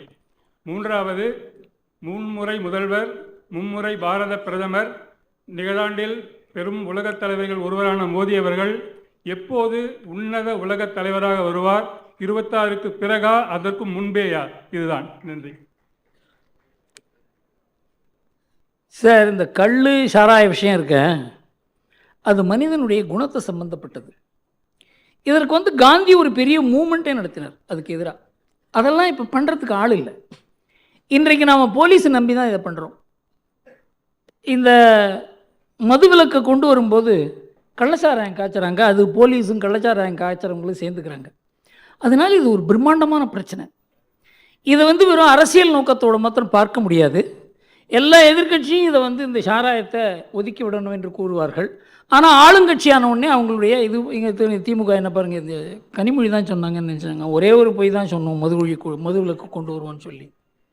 1000 பொய்யை சொல்லி ஒரு கல்யாணத்தை பண்ணுன்னு சொல்லுவாங்க. நாங்கள் ஒரே ஒரு பொய்யை சொல்லி தானே ஆட்சிக்கு வந்தோன்னு கேட்டாங்கன்னாங்கம்மா. அதாவது எல்லாருமே எதிர்க்கட்சியில் இருக்கும்பொழுது கூறுவதெல்லாம் ஆளுங்கட்சியாக இருக்கும்போது அவங்களால செய்ய முடிவதில்லை. அதில் மதுவிலக்கும் ஒரு முக்கியமான விஷயம். இதற்கு பெரிய நம்ம ஆன்மீகவாதிகள், சமுதாய தலைவர்கள் இதுக்காக நேரம் கொடுக்கணும். எல்லாரும் டிவி எதிர உட்காந்துருக்கிறது, எத்தையாவது பொழுதுபோக்குறது, அது மாதிரி இல்லாத சமுதாயத்துக்கு வேலை செய்ய நிறைய பேர் தயாராகணும். ஒரு காலத்தில் இருந்தாங்க அப்படி, நானே பார்த்துருக்கேன். நான் இளைஞனாக இருக்கும்போது எத்தனையோ பேர் சமுதாயத்துக்காக வேலை செய்யவர்கள் இருந்தாங்க. இப்போல்லாம் யாருமே அந்த மாதிரி வரதில்லை. காரணம் என்றால் அரசியல் அந்த அளவுக்கு நம்ம மனசை தாக்கி இருக்கிறதுனால பொதுவாழ்வு என்றாலே அரசியல் என்று ஆகிவிட்டது. அதனால தான் இந்த மாதிரி பிரச்சனைக்கெல்லாம் நம்ம தீர்வு காண முடியல. இந்த பிரச்சனைக்கு தீர்வு காண வேண்டும் என்றால் இது ஆன்மீகவாதிகளும் சமுதாய நலன், தேச நலன், நம்ம குடும்ப நலன், பெண்கள் நலன், இதில் ஈடுபாடு உள்ளவங்கள்லாம் சேர்ந்தாதான் இந்த காரியம் முடியுமே தவிர ஒரு கட்சியால் இது முடியும் என்று எனக்கு தோன்றவில்லை. அடுத்தது 60% என்ன சார் கேள்வி? டெல்லியில் 300க்கு மேலே வரும் பிஜேபின்னு சொல்கிறா. இங்கே 60% தொகுதி வருமா தமிழ்நாட்டில் பிஜேபி? சார், தமிழ்நாட்டில் பிஜேபி 60% தொகுதி வருமானு நீங்கள் இப்போ கேட்டீங்கன்னா அதுக்கு என்னால் பதில் சொல்ல முடியாது. ஆனால் பிஜேபி இந்த தேர்தலில் தனியாக நின்றால் கூட பெருமளவு வாக்குகள் வாங்கும் என்பது மாத்திரம் தெரியும். எந்த தொகுதியில் அவங்க ஜெயிப்பாங்க? பல தொகுதியில் அவங்க சில தொகுதியில் ஜெயிக்கக்கூட முடியும். பல தொகுதிகளில் அவங்க 2வது ஸ்தானத்தில் கூட வர முடியும்னு சொல்கிறாங்க. இந்த தேர்தலில் தான் அது தெரியுமே தவிர அதற்கு முன்னால் ஒரு கணிக்க முடியும் என்று தோன்றவில்லை. அடுத்தது மோடியினுடைய தலைமை. மோடி இந்த உலகத் தலைவராக எப்போ உயர்றாரு? சார், மோடி தான் இப்போ உலகத் தலைவரே. இது உயர்றதெல்லாம் கிடையாது. இந்த நாட்டுக்கே ஒரு பெரிய உயர்வு வந்திருக்கிறது. அதில் மோடிக்கு ஒரு பெரிய பங்கு இருக்கிறது. ஏனென்றால் அந்த மாதிரி முடிவுகள் எடுத்தார். அந்த மாதிரி இந்த நாட்டை திரட்ட முடிஞ்சது, அந்த நாட்டை சக்தியாக உருவாக்க முடியுது. அதை பின்னால் கூறுகிறேன். அதனால் மோடி பெரிய தலைவராக இனிமே உருவாவாரா இல்லை, உருவாகி இருக்கிறாருங்கிறத நாம் ஏற்றுக்கொள்ள வேண்டும். தேவகுமார் தீக்ஷிதர்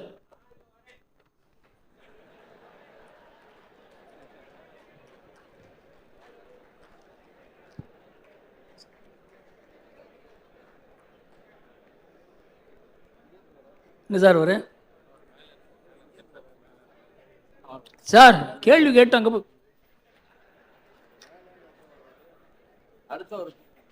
அவ்வளோதான் கடைசின்னு நினைக்கிறேன். மகாதேவன். மகாதேவனா? மகாதேவன் ஒரு பேரே இல்லையே. சரி கேட்டுருங்க சார், வந்துட்டீங்க கேட்டுருங்க. பேசுகிறோமா? கேட்டுருங்க. எஸ் மகாதேவன், கோடம்பாக்கம். சார், இப்போ எடப்பாடியோட முடிவினால அவரோட கட்சி அதிமுக வந்து பிளவுபட வாய்ப்பு இருக்கிறதா? ஏன்னா அவங்க திமுக பாஜக வரக்கூடாது, தான் ஜெயிக்காட்டாலும் பரவாயில்ல பாஜக வரக்கூடாதுங்கிற எண்ணத்தில் இந்த முடிவு எடுத்திருக்காரா?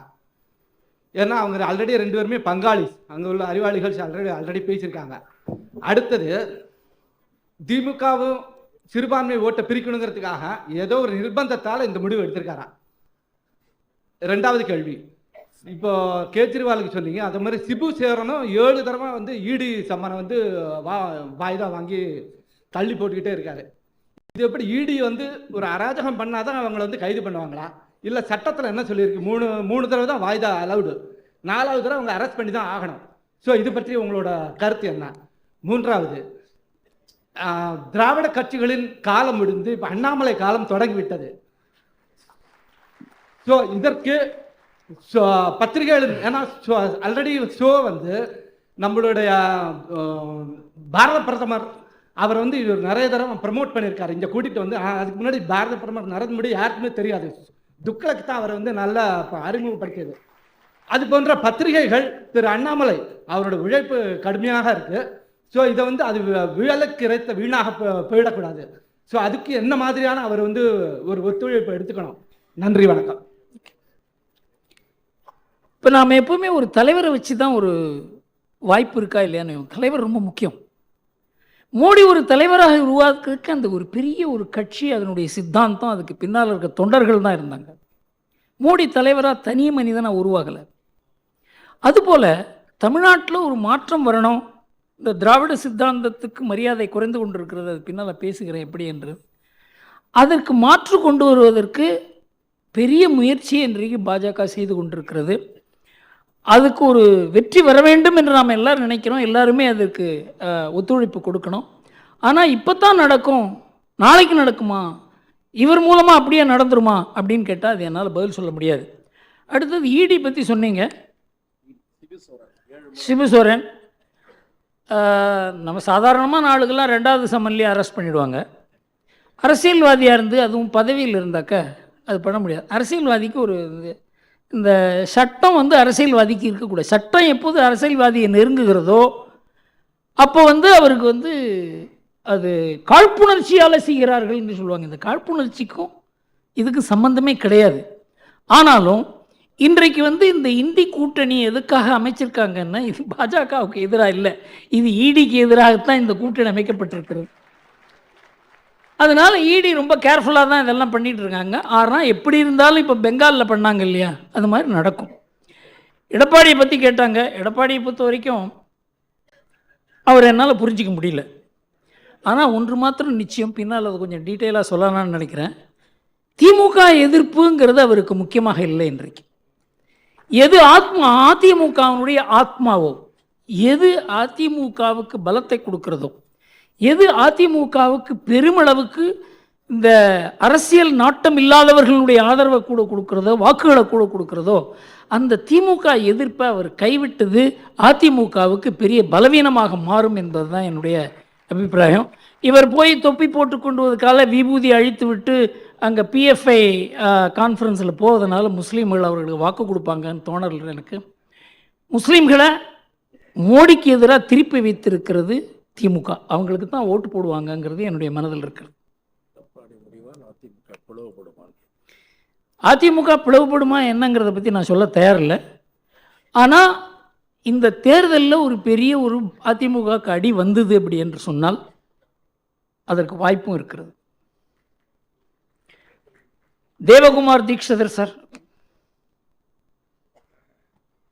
எல்லாருக்கும் நமஸ்காரம். நான் ஒரு ஸ்லோகம் சொல்லிடுறேன், அதுக்கப்புறம் 2 கேள்வி மட்டும் கேட்குறேன். யாரும் கொஞ்சம் பொறுமையாக இருங்கோ, என்னுடைய வழக்கம் அது.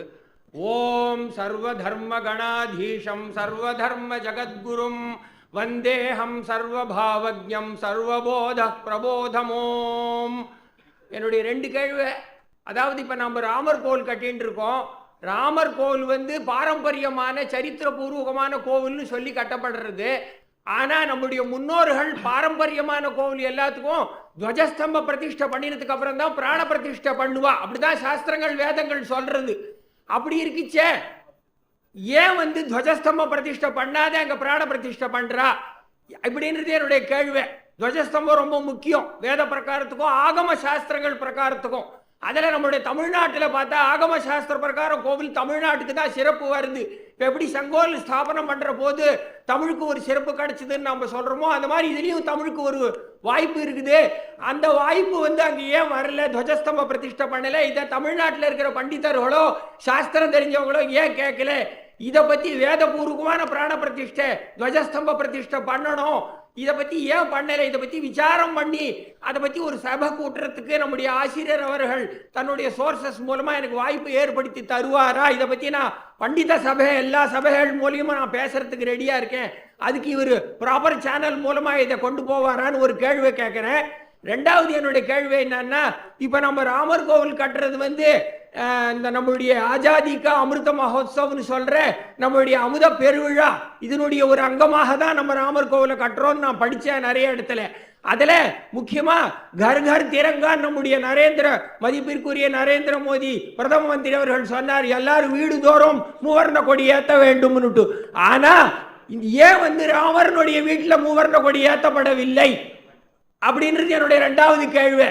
ராமரனுடைய வீடு முதல்ல ஏற்றப்பட்டு இருக்கணுமே, ஏன் துவஜஸ்தம்ப பிரதிஷ்டையும் அங்கே ஆகலை? ராமரனுடைய வீட்டில் மூவர்ண கொடி ஏன் கர் கர் திரங்கா வீடு தோறும் மூவர்ணம்னாக்கா ஏன் அந்த இடத்துல ராமரனுடைய வீட்டில் அந்த இடத்துல மூவர்ண கொடி ஏற்றப்படவில்லை அப்படின்றது என்னுடைய ஒரு மனசில் ஒரு ஆத்தங்கமாக இருக்குது.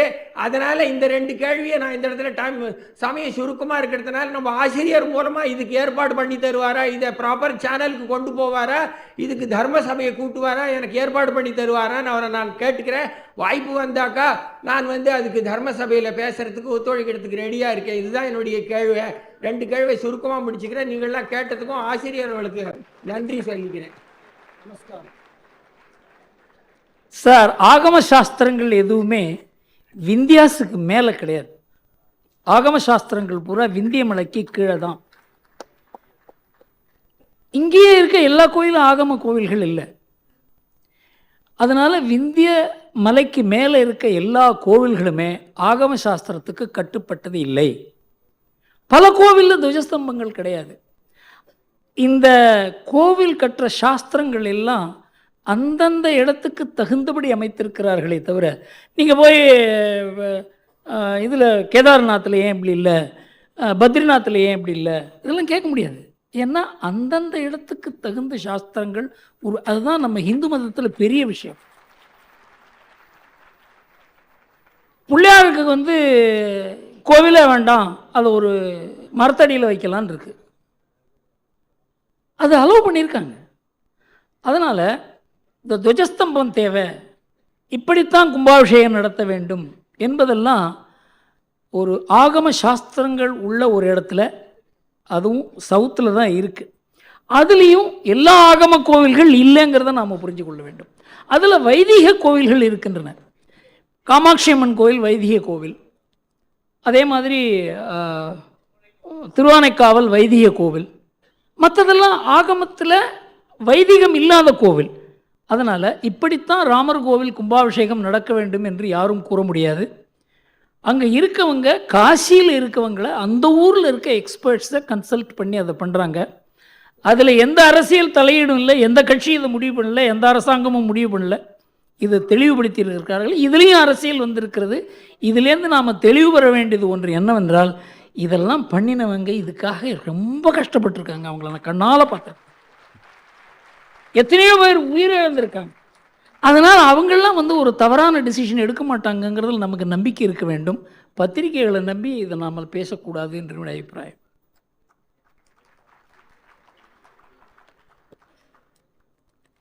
Now time has come for me to do a very difficult job of introducing Mr. Shashi Tharoor. அவர் நம்ம அண்ணாமலையும் அவரும் இருந்தாக்கா சேர்த்து இன்ட்ரடியூஸ் பண்ணாக்க இருக்கோம். ரெண்டு பேரும் வித்தியாசமானவர்கள். ஆனால் ரெண்டு பேருக்குள்ளேயும் நிறைய வித்தியாசம் இருக்கிறது. இவர் லண்டனில் பிறந்தவர், அமெரிக்காவில் படித்தவர். அதாவது இந்த நாட்டினுடைய வாசனையோடு செய்திருக்கிறார். அதை அவர் எழுதிய புத்தகங்கள்லாம் நம்ம நாட்டினுடைய கலாச்சாரம், பண்பு, பாரம்பரியம், இது சார்ந்த அரசியல். அவர் ஹிந்து நோக்கத்தை கூட அதாவது வேற பார்வையில் அதை பார்த்துருக்கார். 20 புத்தகங்கள் எழுதியிருக்கிறார். உலக அளவில் பெரிய எழுத்தாளர், அறிவுஜீவி, சர்வதேவ அரசியல் நிபுணர். 30 ஆண்டுகள் நான் சொன்ன கோஃபி ஆனன் கீழே இருந்திருக்கார். இவர் யுனைடெட் நேஷன் செக்ரட்டரி ஜெனரல் பதவிக்கே போட்டி போட்டவர். உலகம் பூரா இவர் நம்ம நாட்டை விட இவர் வெளிநாட்டில் அதிகம் தெரியும். இவரை பற்றி தெரியும். 3 முறை நம்ம திருவனந்தபுரத்திலிருந்து மக்களவைத் தேர்தலில் தேர்வாகி வெளியுறவுத்துறை துணை அமைச்சராக இருந்தவர், மினிஸ்டர் ஆஃப் ஸ்டேட்டாக இருந்தவர். புத்தகங்களுக்காக விருது பெற்றவர். எல்லாரும் புத்தகம் எழுதுகிறாங்க, நான் கூட தான் எழுதுகிறேன். ஆனால் அவருக்கு உலக அளவில் பெரிய ஒரு விருதுகள் கிடைச்சிருக்கு. காமன்வெல்த் ரைட்டர்ஸ் பிரைஸ், இதெல்லாம் நமக்கெல்லாம் கிடைக்காத சமாச்சாரம். அதே மாதிரி crossword life time achievement award, இது ரொம்ப பிரபலமான ஒரு அவார்டு, அது கிடைச்சிருக்கு. சாகித்ய அகாடமி அவார்டு கிடைச்சிருக்கு. அதனால் இவர் ஏன் இவர் அழைத்தேன் என்றால், இவருக்கு எனக்கு ஒரு உறவு இருந்தால் கூட ஒரு வெறுப்பில்லாத பேசக்கூடியவர். நிறைய பேர் பார்ப்பாங்க, கண்ணாபின்னான்னு பேசுவாங்க. இந்த சபைக்கு ஏற்ற மாதிரி பேசக்கூடியவர் என்றதால் தான் அவர் அழைத்தேன். பிரான்ஸ் நாட்டில் ஷெவாலியர் விருது பெற்றவர். உங்களுக்கு தெரியும், இந்த ஷெவாலியர் விருதை வச்சு நம்ம ஊரில் படுத்துகிற பாடு இருக்க. அந்த ஷெவாலியர் விருதை வாங்கி பாக்கெட்டில் வச்சுட்டு இருக்கார், யாருக்குமே தெரியாது. அவரை பற்றி பேசிக்கொண்டே போகலாம். பல முக்கியமான பல்கலைக்கழகங்கள் அவருக்கு டாக்டர் பட்டம் கொடுத்துருக்காங்க, ஹானரி டாக்டர் பட்டம். இப்போ அவர் அந்த டாக்டர் பட்டத்தை அவர் போட்டுக்கிறது கிடையாது. ஏனென்றால் அந்த பல பேர் இந்த ஒரு பட்டம் இருக்கிறதுனால அந்த டாக்டர் பட்டத்தை போட்டுப்பாங்க. நம்ம ஊரில், அதுவும் தமிழ்நாட்டில் ரொம்ப டாக்டர் கலைஞர் இதெல்லாம். அவரை பற்றி பேசிக்கொண்டே போகலாம். இறுதியாக ஏதாவது ஒரு இடத்தில் நிறுத்த வேண்டும் என்பதற்காக அவரை பேச அழைக்கிறேன்.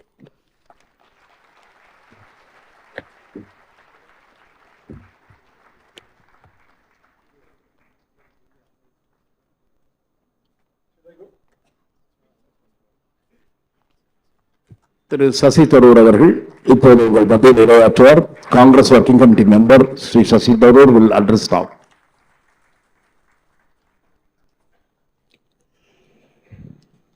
Thank you very much, Mr. Gurumurthy, for your generous introduction and for inviting me to this 54th Tughlaq conference. Anevarukkum vanakkam. I'm truly sorry to say Tamil பேசிடாது முடியாது, but nonetheless I look forward to speaking to you in English, and I'm sure that Mr. Gurumurthy assures me that you will all understand me well enough to disagree with me. And I must say that I was amused and reassured when he said I'm not the only congressman who has come to this stage. And I'll tell you why. I mean, I certainly, as a young student and so on, I used to read about Cho Ramaswamy and Tughlaq and hear about these conferences. And I must say that Mr. Gurumurthy has continued this tradition with this very lively, interactive format. And I thought it would be very interesting to come and be part of it when he invited me to do so. Because for me, I think many of us in politics spend our whole time talking to people who already agree with us. We are spending our time preaching to the converted, as the Christians like to say. And I think it is important for us occasionally to meet and address people who may not agree with us, but at least we should have a dialogue across our political divides. So I've come to you in that spirit. I came with a prepared text, as you may have seen, but listening to Mr. Gurumurthy and hearing these comments, and at his own request to address one question on the UN and another one on the Maldives, I thought there were 6 issues that came up in his interaction that I may perhaps begin by saying a few words about, and then I will give you an abbreviated part of my prepared remarks in case any of that is of interest. But since there were 6 things during the interaction that I thought would be worth addressing, I'll depart from my text and talk about those. The first, you asked Mr. Gurumurthy for me to say a few words about the relevance of the United Nations today. And it's true that there are major conflicts raging, the Russia-Ukraine war, the Gaza war, and we are in a situation in which the UN appears to be helpless. But the truth of the matter is The UN was designed in a particular way as a result of historical experience. In the last century, we had the First World War, which resulted in immense destruction, the greatest amount of loss of life that had ever been seen up to that point. And so the world decided to create an international body to prevent its recurrence, and they came up with the body called the League of Nations. But within 25 years of the start of the First World War, the Second World War started. The League of Nations failed. And one of the reasons the League of Nations failed was precisely because some of the big powers of the day, the powerful countries that could actually destroy world peace, did not join the United Nations, the League of Nations, that is the United States did not join the League of Nations. And some who did join were expelled by the League of Nations. So Germany, Italy, Russia at various times were expelled.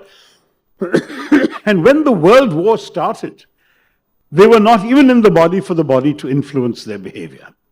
So when the United Nations was created at the end of the Second World War, the countries of the world wanted to avoid the mistakes that had crippled the League of Nations.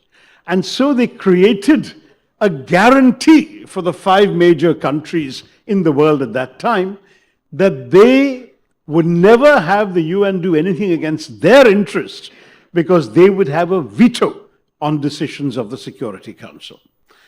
And that was why when the United Nations Security Council was set up, 5 countries were given permanent seats with a veto. And when they all agree, wonderful things can be done by the UN. The UN has won half a dozen Nobel Prizes. But when they don't agree, the UN is unable to act because, for example, on the Ukraine war, Russia itself is obviously a participant and they are not going to allow any resolution to be passed against their interests. They would veto it. And on the Gaza matter, there is no doubt that the Americans would support Israel fully, and they too have been vetoing any attempts for the Security Council to impose any binding restrictions on Israel. So that is the reality we're facing today. Does that mean the United Nations is useless? No, because it does a great deal else. And I think we must appreciate the outstanding work of the UN in a number of other fields. But at the same time, we must realize that the United Nations is a mirror of the world. It reflects our agreements and our disagreements. It reflects our inequalities, the power of some big countries and the lack of power of some others, and the lack of power of some other countries. It also reflects in many ways the fact that the United Nations is also a mirror of our imperfections as human beings. Oh, that's okay, thank you. I'll wait for the water. For our imperfections, in fact, the second Secretary General, Dag Hammarskjöld, said 75 years ago something very memorable. He said the United Nations was not created to take mankind to heaven, but rather to save humanity from hell.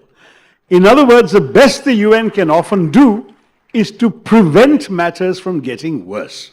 And I think that the United Nations is able to do, because when countries are obliged to be accountable to the United Nations, to the criticism of other governments, to discussions in the Security Council, they're at least conscious, thank you so much, they're also always conscious that there is something that they need to be able to do in order to impress or persuade world opinion, and that may not be much, but it will prevent the worst from happening. The second issue that Mr. Gurumurthy wanted me to say something about is the Maldives. The Maldives is a very unusual situation. Yes, he's right, it's a 100% Muslim country. But the truth is, Pakistan has not had that much influence on the Maldives. Our influence on the Maldives has historically been very much greater. And you may remember in 1988, there was an attempted coup in the Maldives when some mercenaries, backed by some rather wealthy Sri Lankans, came in, held the president hostage and announced they were taking over the government. It's a very small country, I think about 8 lakh people. It's not a very big nation. But when this happened, it was India that immediately parachuted soldiers to the Maldives to put down the coup. And the Maldives government was very grateful for us. When true democracy kind of what the Arabs call those color revolutions, Jasmine Revolution, Velvet Revolution. So when a democracy fully dawned in the Maldives and there was a totally free election, the first person to win was very pro-Indian, Dr. Mohammad Nasheed, who ended up losing his office in some sort of internal quarrel, and subsequently an anti-Indian government came to power. So it's not as if the Maldives is chronically anti-Indian. That government in turn lost a free and fair election to another government that was very friendly to us. And now in turn that government has lost and we have a government that is less friendly to us. So as Mr. Gurumurthy said he hoped it would not last very long. The truth is that the Maldives does change governments every few years and we can expect them to rethink these policies. But let us understand that gratitude is not a quality that you will often find in international affairs. We have helped Maldives. In fact, just 2 years ago, when there was a very serious shortage of drinking water in the Maldives, literally people had no water to drink. Remember, they're surrounded by the seas are salt water. When that happened, India flew in huge transport planes full of drinking water to the Maldives. And that was when, at the time, there was an India Out campaign led by the party that has now won the election. But that's also part of life. You do something because it is the right thing to do. What does the Bhagavad Gita teach us? Do the right thing without expectation of reward, and so we should not be expecting the kind of gratitude that is largely absent in these matters. We should do what we believe is the decent thing to do to neighbors. Don't forget that historically, small neighbors have always had a problem with big neighbors. In fact, more than 100 years ago, a president of Mexico once said, "My poor country, so far from God and so close to the United States." So you can imagine the Maldives ruler saying something similar about us. We are so much bigger that inevitably they cannot be indifferent to our existence. They cannot be unaware of the importance of India. But yes, they have definitely a strong anti-Indian movement within one section of that society, and they have a very strongly pro-Indian movement also. And so far in the last 3 elections, these two forces have alternated power and defeated each other. The time may come when it will come back again to our favor.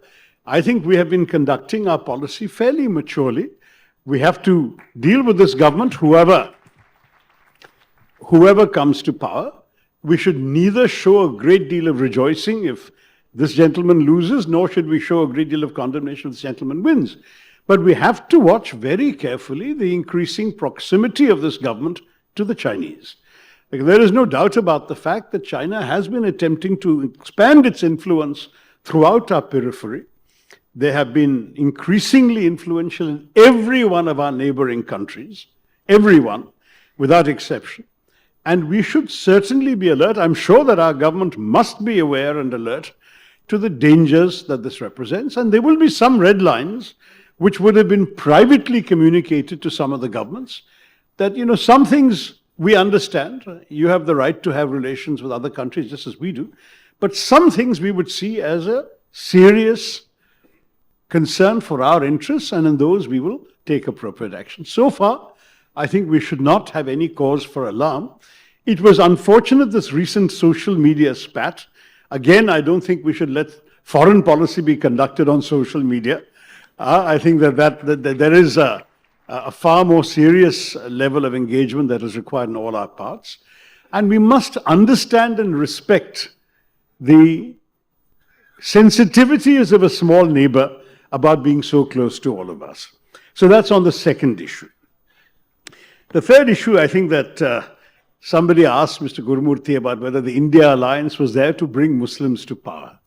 The India Alliance is there to bring Indians to power. And I want to remind you all, including the gentleman who asked that question, that Muslims are also Indians. And that we should not forget, because one of our great strengths as a society is that we have appreciated people of all sorts of backgrounds. In fact, I have been a devotee of Swami Vivekananda for a very, very long time. You didn't answer that question. the question was translated, perhaps your lack of an answer didn't make it to me. But the reason I mention that, frankly, is also that as a devotee of Swami Vivekananda, as a young man, I learned and imbibed very much his vision.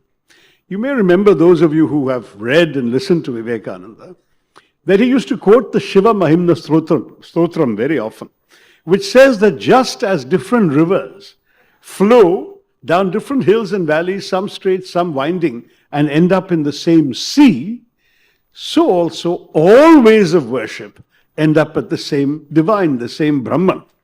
There is ultimately, in his view, no difference. This is why he would say, Ekam Sattva Vipra Bahuda Vadanti. There is only one truth. The sages can call it by different names. One of his speeches in Chicago, he actually made a reference to the one whom some refer to in this word, some refer to this. So he said, Jesus, Jehovah, Ram, Rahim, Allah, whatever. It doesn't matter for him. All are ultimately the same. And Hinduism has the great strength of being able to say, Loka Samastha, Sukhino Bhavantu, and at the same time to appreciate that ultimately, though we may be different, though we may worship differently, in fact, what does Hinduism do? Hinduism actually recognizes that since no one actually has a reasonable logical basis to visualize Brahman or the Creator in any shape or form, we are free to imagine the divine in whatever way we like. That's why we have 330 crore forms and divinities and names for that what we worship. So, very frankly, if God can be imagined by somebody as a pot-bellied figure with an elephant head, and I'm a Ganesh Bhakt myself, why can't God also be imagined as a bleeding man suffering on a cross? The rishis would have had no problem with that. And I say this to you simply because this great sense is what makes me proud to be a Hindu, because what Vivekananda said in Chicago was, I am proud to speak of a religion that has taught the world not just tolerance but acceptance. That phrase I read as a teenager, it stayed in my mind. And I thought about it over and over again over the years. Because I used to go to school in history class and learn that tolerance is a virtue. A tolerant king is a good king, because he allows you to believe what he doesn't believe. But when you really think about it, tolerance is a very patronizing idea. Because what is the tolerant king saying? The tolerant king is saying, I believe I have the truth, you are in error, but I will magnanimously indulge you in your right to be wrong. That's all the tolerant king is saying. Vivekananda says that's not what Hinduism says. Hinduism says, I believe I have the truth, you believe you have the truth, I will respect your truth, please respect my truth. And that is the Hindu principle of acceptance. And that is the principle by which I live, and that is why for me, all people of all faiths are Indians, and I see them as Indians, and I do not want a situation where any one community's members should feel demonized or seen as the other or relegated to a marginal role in our society. We should take all of them. I see this in our own history. You know, I often talk about the fact that in 1971, when the Pakistani generals were foolish enough to declare a jihad against the Hindu unbeliever, who were they facing militarily? We had an army commanded by a Parsi, General Manekshaw. The vice chief of the air staff for operations was a Muslim, Air Marshal Latif. The general commanding the Eastern Command, based in Calcutta, who was in charge of the troops that we were going to send into East Pakistan, was a Sikh, General Arora. The admiral commanding the Western Fleet that was blockading Karachi and keeping the Pakistani shipping away from us was a Christian, Admiral Kuruvilla. And the general we helicoptered into Dhaka to negotiate the surrender of the Pakistani forces was Jewish, General Jacob. Now that is India. And that is the country of the Hindu infidel they're talking about. If you go to the island of Diu off the coast of Gujarat, there is a memorial to the one ship we lost. The only ship we lost in war with Pakistan was the INS Kukri, which went down with most of the hands on board.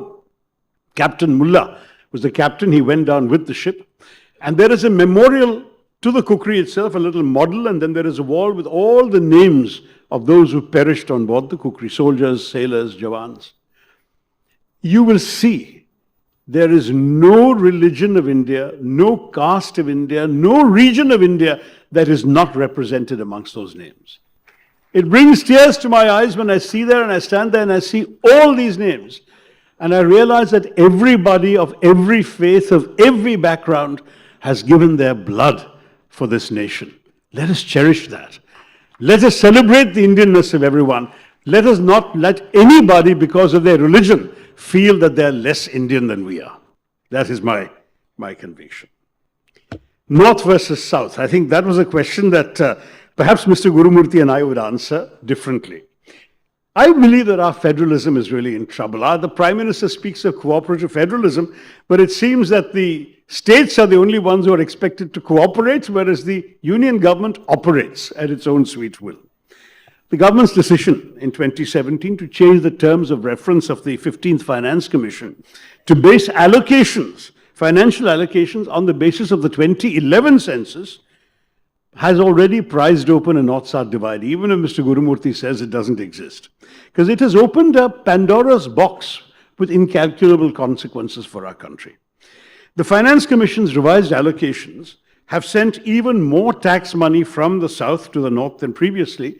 And this North versus South expression is a title of a book by a Tamil writer called Neelakanthan R.S., who wrote that India is rewarding the brute demographic advantage of North India over a state's performance. That the bind that Tamil Nadu and Kerala in particular, which is your state and my state, find themselves in, is there at a stage where their success is being used against them by the union government, which is seeking to aggressively redistribute resources based on population alone, on what he calls brute demographic might. He says these states made improvements to health to find that the reward for that is to have less money to spend on health. Their improvements in education meant they'd have less money to spend on education. And the 16th Finance Commission, which has just been announced, will be worse. And if the next census takes place soon after this year's elections, as the Home Minister has said, it will even be worse still for the South, because population disparities have only worsened. The irony is that historically the South has already been subsidizing the North. For example, for every 1 rupee of tax contributed by Uttar Pradesh, the state receives 1 rupee 79 paise from the central coffers, whereas for every 1 rupee of tax contributed by Karnataka, the state receives 0 rupees 47 paise. That is the difference. All southern states, I think, recognize the need to correct regional imbalances and for richer states to subsidize poorer ones. But it is fair to ask, as Karnataka CM Siddaramaiah has done, where is the reward for development? So to take that same example, Karnataka meets 72% of its expenses from the state's own taxes, whereas Bihar only has to meet 23%. 77% of Bihar's expenses are given by the union government. So unlike most federal systems in the world, India's revenues are going disproportionately to its worst performing states. Those with poor levels of education, high rates of fertility and population growth, and the high performance states in the South, like yours and mine, are getting short shrift. In 1976, as you may remember, the Omnibus 42nd Amendment to the Constitution froze the allocation of Lok Sabha seats to all states for 25 years to encourage population control by assuring states that success in limiting population would not lose them Lok Sabha seats. In 2001, the then NDA government, headed by the BJP Prime Minister Atal Bihari Vajpayee, extended this arrangement for another 25 years. So that proposal became the 91st Amendment. It was unanimously adopted by all parties in both houses of Parliament. And this was also reflected in the terms of all the finance commissions until Mr. Modi constituted the 15th and told them to use the 2011 census. Now, worse still, the 91st Amendment lapses in 2026. The government has made it clear that there will be a new delimitation of constituencies. You know, even the women's reservation bill will only be implemented after delimitation is done. If the intention, as many suspect, is to fill the rather cavernous hall of the new Lok Sabha building, then Uttar Pradesh alone may have more MPs than all the southern states put together. Where does that leave our federalism? if, for instance, the Hindi-speaking states can alone muster a two-thirds majority in parliament to amend the constitution? What would prevent them, for instance, from passing a law making Hindi the official national language? Every year, somebody from the BJP gets up and asks for that to be done. Now, I say this because the North's enhanced political clout in parliament will be coming at a time when population disparities will still worsen in the short term. Tamil Nadu's fertility rate is 1.6, Kerala's is 1.7, UP's is 3, Bihar's is 3.2. So, you could argue, why should Kerala be punished for its impressive performance by receiving less revenue from the Finance Commission and also losing seats in Parliament, thereby being forced to dilute its voice in national affairs? Why should Tamil Nadu's reward for extraordinary economic success, sustained growth, and population control be lower tax revenues from the centre? Now, the government's answer would be, these are the rules in a democracy. One person, one vote means the more people you have, the more political clout and tax rupees you should get. Tough. But in a country like India, whose diversity is held together by a sense of common belonging, but whose civic nationalism must accommodate a range of states with divergent levels of development, it is essential that all people feel that their common nationhood is a winning proposition for them. I'm a very proud Indian, and frankly, I don't think Malayalis can afford to be anything else, because Malayalis are all over the country, working everywhere in India. But in a country where regional, religious, linguistic tensions are never far from the surface, the answer that we have more people, so we will have more money and more power, risks rupturing the fragile bonds that hold us all together. We've seen the erosion of federalism with the ruling party's use of the legislation like an obscure provision of the Disaster Management Act during the COVID pandemic to impose the lockdowns from the centre. So the states had no say. Strictly speaking, a lockdown is a law and order mechanism. Law and order is a state subject. But no, the centre did it. And the fact is that the states therefore had no control over these lockdowns during the COVID pandemic, and their ability to respond to the pandemic was restricted. The invention of PM CARES, which meant a limited flow of funds to the CMs, the various CMs relief funds, because everything was now going to a new PM fund. The acceleration in the proportion of central sponsored schemes that effectively reducing states to mere implementing agencies. And add to that the move towards destroying the balance in our fiscal federalism that in previous governments was carefully maintained so that our states felt empowered. Now, you have to know, funds transferred to states from the union government has gone down in each of the last 3 fiscal years, from 4,60,575 crores in 2021-22 to just 3,59,000 in 23-24. A similar trend can also be seen in the devolution of tax revenues. The state's share of tax revenues has come down to just 30.4% in the last budget, whereas in the 14th Finance Commission, states used to get 42%. So we are in a situation where this government has increased its own financial powers at the expense of the states. And on top of that, they've also increased the cesses and surcharges, which do not need to be shared with the states. So in 2011-12, the last figure I saw for the UPA government, cesses and surcharges was 8.16% of gross tax revenue. Under this government, it has tripled to 28.08% of gross tax revenue. Now, the question is, if over 10 years you can more than triple the amount of money you're getting that you can spend in the center and not spend in the states, what happens to our federalism? And I do worry about the Hindi, Hindutva, Hindustan politics of this government, because this culture of Aryavrat domination that infects the attitudes of some has already raised disquiet amongst many, many southern politicians. Maybe Mr. Gurumurthy and others here may not feel it's such a big issue. I think it's a very serious issue, because the financial and political consequences of all of this threaten the very unity of India. If the South faces political disenfranchisement to go along with a sense of financial victimization, then that combination is absolutely bound to generate resentments that can spill over beyond the confines of our routine politics. I don't want the unity and integrity of India to be threatened in any way. And like every Indian, I rejoice in our successes and applaud our aspirations. But at the same time, we must ensure that we pursue this adventure in a more open and more equitable society. Sorry I took so long in answering that fourth question. The fifth one that I noticed from the Q&A that was going on was about ED. Now, you're all free to have your own views on who deserves to be investigated by ED, but it is more than slightly curious that somehow, however widespread corruption may be in this country, only opposition politicians attract the attention of the ED. I find that quite remarkable. And what is more, an opposition politician being investigated by the ED can suddenly become innocent if he just goes and joins the BJP. That's all that is required. There are half a dozen instances where this happens. Now, I think Mr. Gurumurthy is a man who believes in standards, who believes in integrity.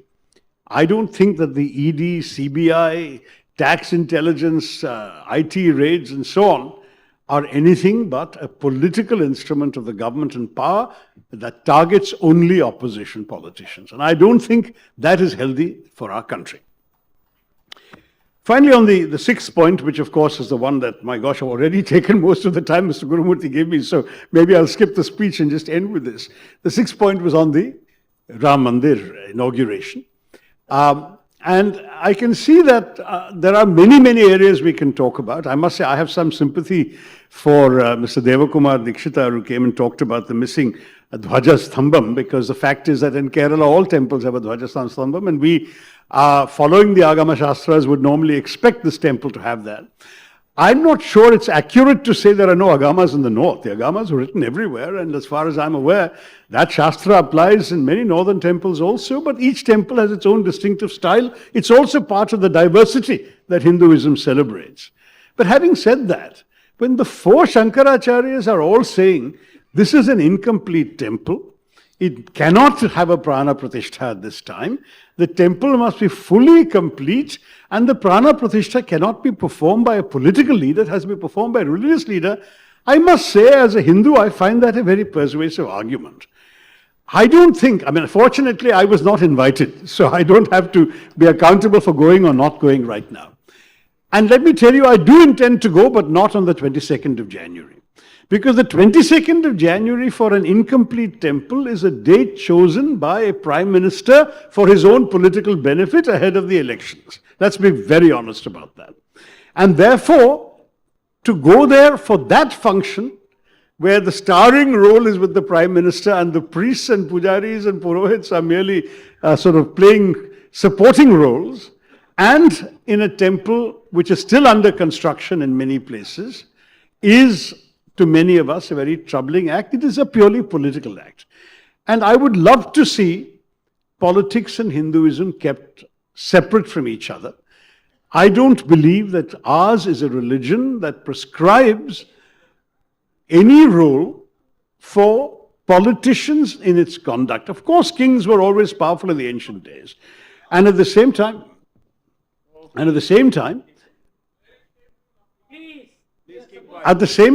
I would want to say that I fully respect the right of others to go on the date of their choosing. If they choose to go on 22nd, that's very good.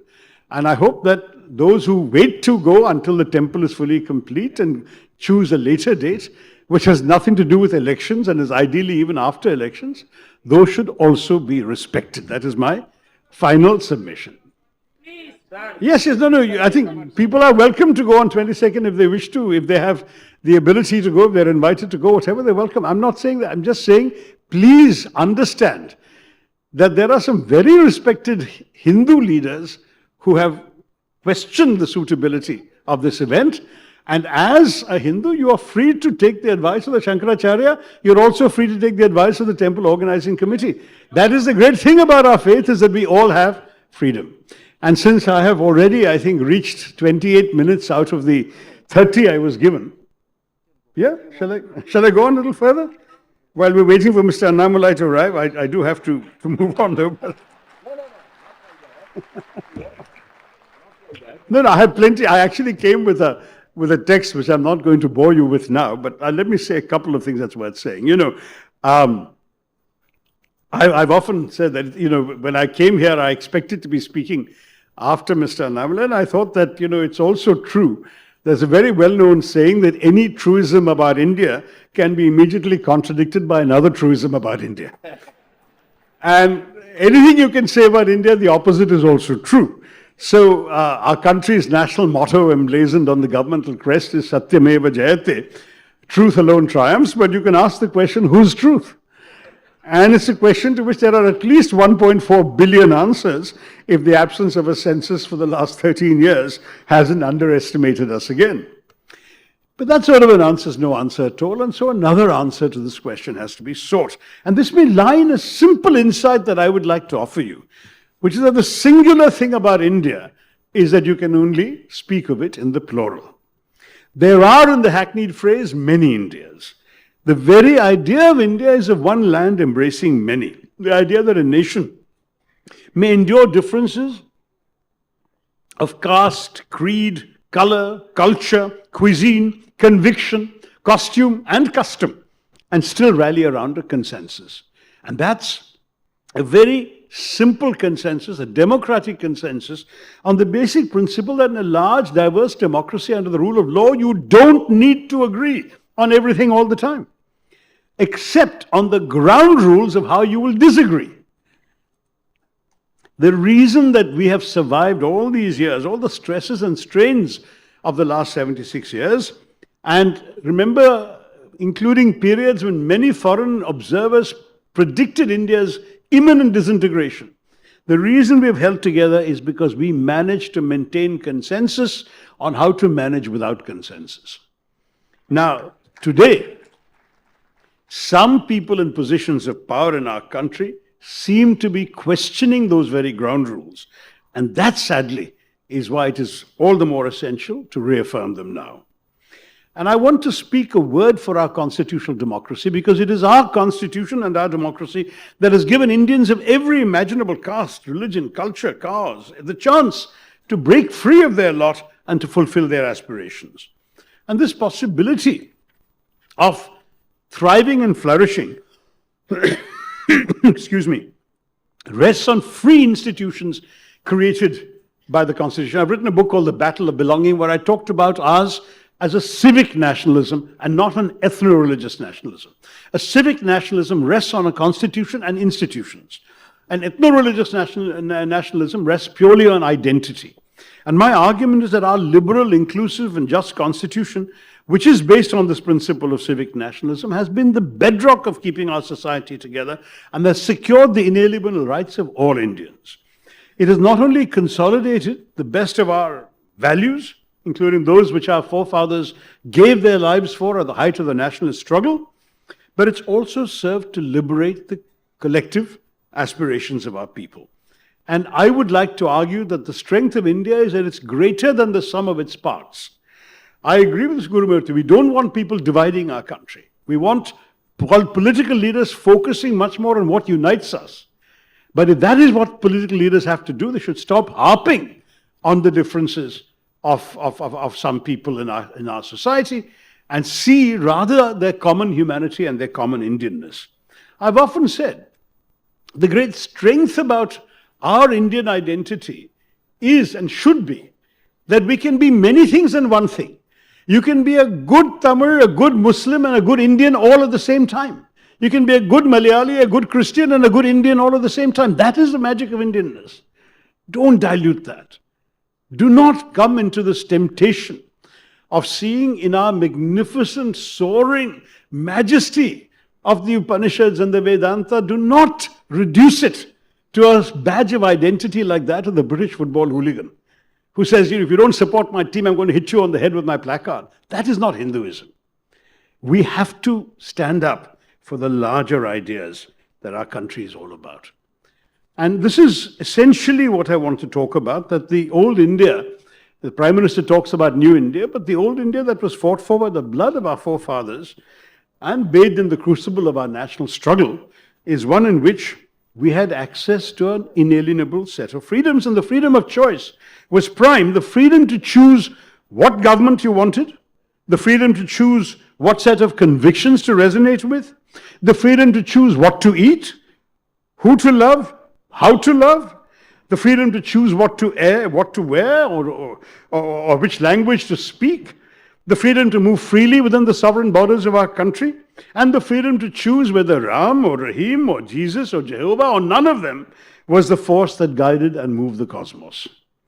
All these freedoms are enshrined in our Constitution, and they're embedded not just in the letter and spirit of the law, but in the lived experience of India and its peoples. And I think it will be a sad thing to threaten that by trying to impose an illusory and dangerous uniformity in the name of our unity.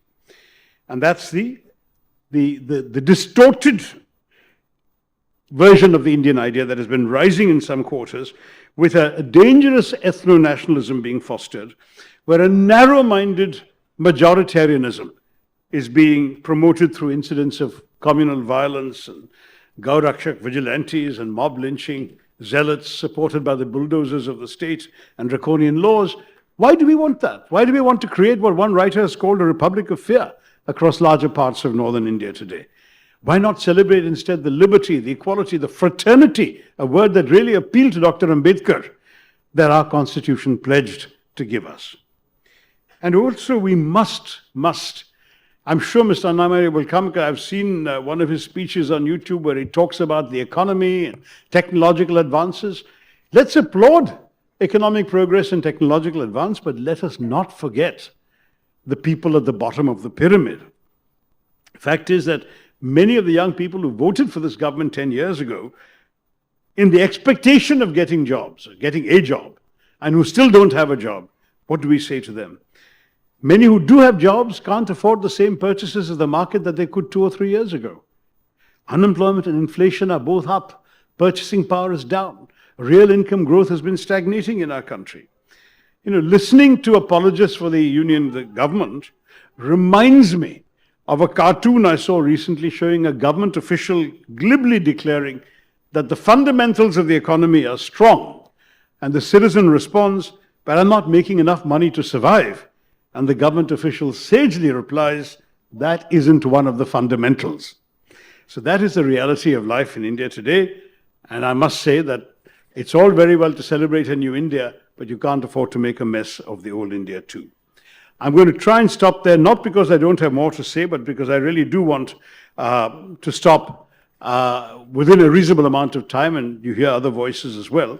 But I just want to say, in conclusion, that for me, I celebrate the idea of a nation that is made up of many different kinds of people, an India where it should not and does not matter what religion you practice, what language you speak, what caste you were born into, what color your skin is. It only matters that you are Indian, and that we respect all faiths, all beliefs, all cultures, all languages, all regions, and all classes. What we want is unity. What they want is uniformity. We believe in an India that unites our people, and they seek to divide us. Our ideology wants to bind people together. Theirs separates one Indian from another. I'm here to listen to you, and please do listen to me briefly. I'm about to finish. What we need in a new India is a strengthening of democratic institutions at all levels. We need transparency and accountability. We need to strengthen our Right to Information Act. We need to strengthen institutions that are currently being weakened. We cannot benefit from a parliament which is just a notice board for the government or a rubber stamp for the majority. We must have free discussion. If you felt there was any benefit in listening to me here, let us also have that benefit in parliament. Let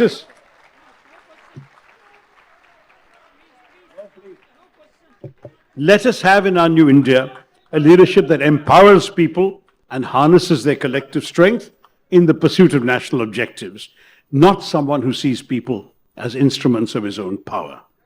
I want to say very simply, we've heard a lot of exhortations in our country. Make in India, digital India, start up India, stand up India, sit down India, shut up India. I've heard that too. I want an India where there is consultation, where there is dialogue, where you will listen to me and I will listen to you. We must never speak of India shining without asking who India is shining for. And I hope that we will promote policies that both follow that both deliver higher economic growth and also ensures that the benefits of our growth are enjoyed by the poor and disadvantaged sections of our society. The choice, to my mind, is clear. We can have a new India that belongs to all of us, led by government that works for all of us, or we can have a new India that belongs to some and serves the interests of a few. Let us choose an India that embodies hope, not one that promotes fear. We can support a new India united and striving, not an India divided by hatred. Let us remain faithful to the founding values of the 20th century if we are to conquer the challenges of the 21st century. Let us create an India that truly becomes an India shining, but it must shine for all. Thank you very much. Jai Hind.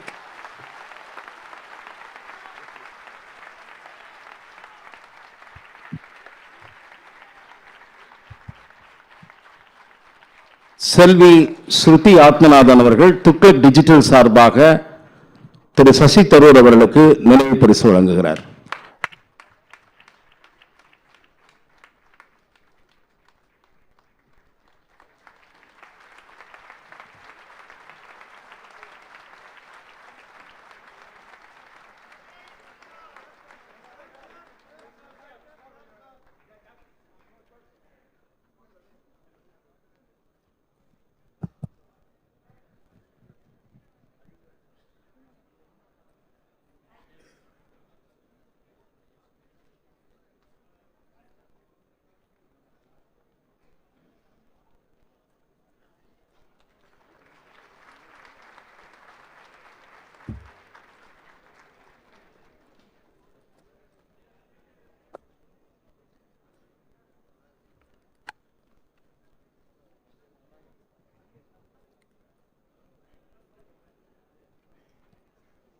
Annamalai இங்கே இருந்திருந்தாக்க ஏதாவது பிரச்சனை இருக்கும்னு நினச்சேன் நான்.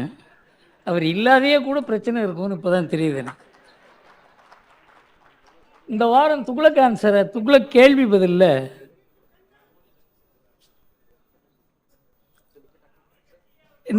இந்த வாரம் கேள்வி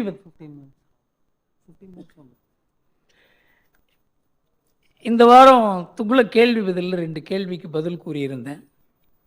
அதுதான் துக்ளக்கினுடைய பாரம்பரியம். அதை நாம் எந்த அளவுக்கு மெயின்டைன் பண்ணுறோமோ அந்த அளவுக்கு இந்த மாதிரி நம்முடைய விழா அதுக்கு ஒரு மகத்துவம் இருக்கும். இல்லைன்னா அது ரொம்ப கீழே போயிடும். அதாவது பாரத பிரதமர் என்று கூறியிருக்கிறாரே ஸ்டாலின் திருச்சி சபையில் அப்படின்னு கேட்டார். நான் சொன்னேன், அந்த நல்ல விழாவில் ஒன்றிய பிரதமர் என்று அரசியல் பேசி சர்ச்சை எழுப்பாமல் பாரத பிரதமர் என்று சபை பண்புடன் பேசிய ஸ்டாலினை பாராட்ட வேண்டும். இதுதான் துக்ளக். அவர் பேர் 1000 நமக்கு கருத்து வித்தியாசங்கள் இருக்கலாம்.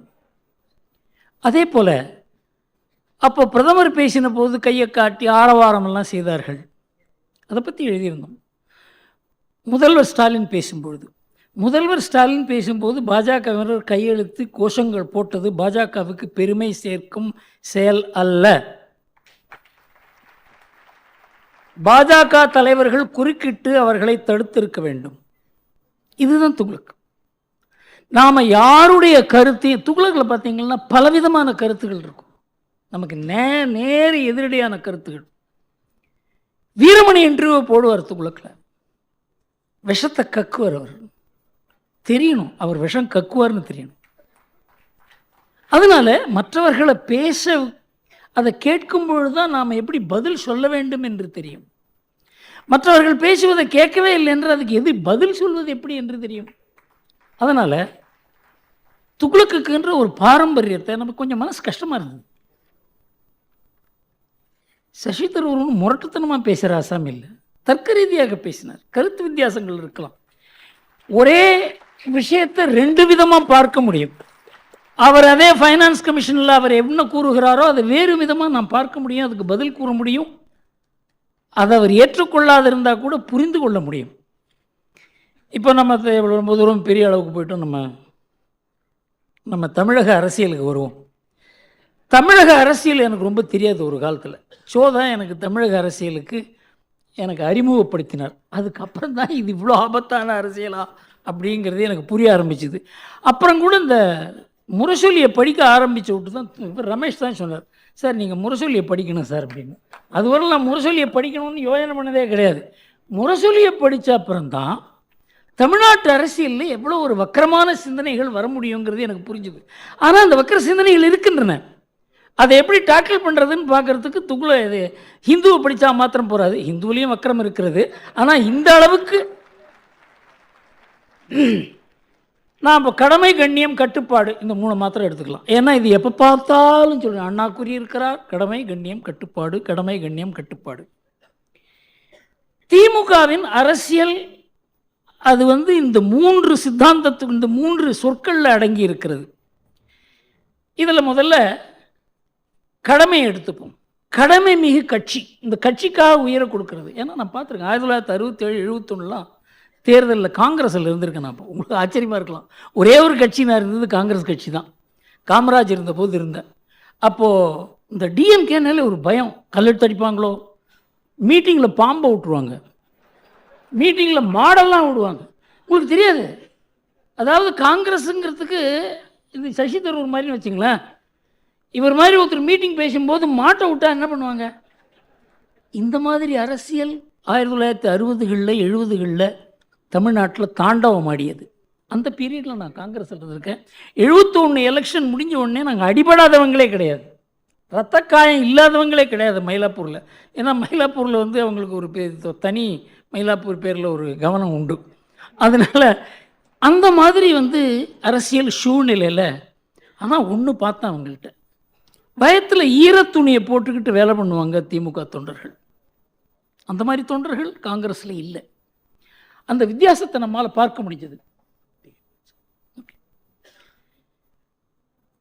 அப்போது அந்த கட்சியில் அவ்வளோ தீவிரமாக கட்சி பற்று, கொள்கை பற்று, தலைவர்கள் பேரில் மரியாதை இருக்க அந்த கட்சியில் இன்றைக்கு நிலைமை எப்படி இருக்குது? அது எப்படி அந்த கடமை மிகு கட்சியில் கொள்கைக்கும் கட்சிக்குமான கடமை குடும்பத்துக்காக மாறிய சரித்திரத்தை நாம் புரிந்துக்கல இல்லையா? அந்த கடமை என்பதற்கு இன்றைக்கு திமுகவில் என்ன அர்த்தம் என்று தெரியாது. சித்தாந்த அரசியலை கொஞ்சம் கொஞ்சமாக வாரிசு அரசியலாக மாற்றினார் கருணாநிதி. அவர் ரொம்ப அழகாக நைஸாக பண்ணுவார் எதை பண்ணாலும். நான் தான் நினச்சிருந்தேன் இவருக்கு ஹிந்தி தெரிஞ்சிருந்தாக்கா நாடு என்ன ஆயிருக்குமோ அப்படின்னு கூட நான். அந்த மாதிரி ஒரு அறிவு கூர்மை, அந்த மாதிரி ஒரு விஷயத்தை, தனக்கு எதிரான விஷயத்தை கூட தனக்கு எப்படி சாதகமாக மாற்றுவது என்பதை அவர் அழக்கூட அழுவார் சில சமயம். அந்த மாதிரி நான் ஒரு 1967 தான் நினைக்கிறேன் ஒரு மீட்டிங், ஒரு ஏழை எப்படி இருப்பான்னு வர்ணிச்சார் சார். ஆடிப்போட்டேன் நான். அது ஒரு ஏழை கேட்டார்னாக்க நம்ம இவ்வளோ அவருக்கு ஏழ்மைக்கும் சம்பந்தமே கிடையாது. ஆனால் ஏழையை வர்ணிக்கிறத அப்படி வர்ணித்தார் அவர். அதனால அவருக்கு ஒரு இம்மென்ஸ் கெப்பாசிட்டி உள்ள ஆசாமி. அவர் என்ன பண்ணார்? திமுக ஒன்றும் சங்கரமடம் அல்ல, வாரிசு யார் என்று கூறுவதற்கு, இப்படி தான் ஆரம்பித்தார். ஆனால் வாரிசு அவர் நியமிக்கிறதுன்னு முடிவு பண்ணிட்டார்.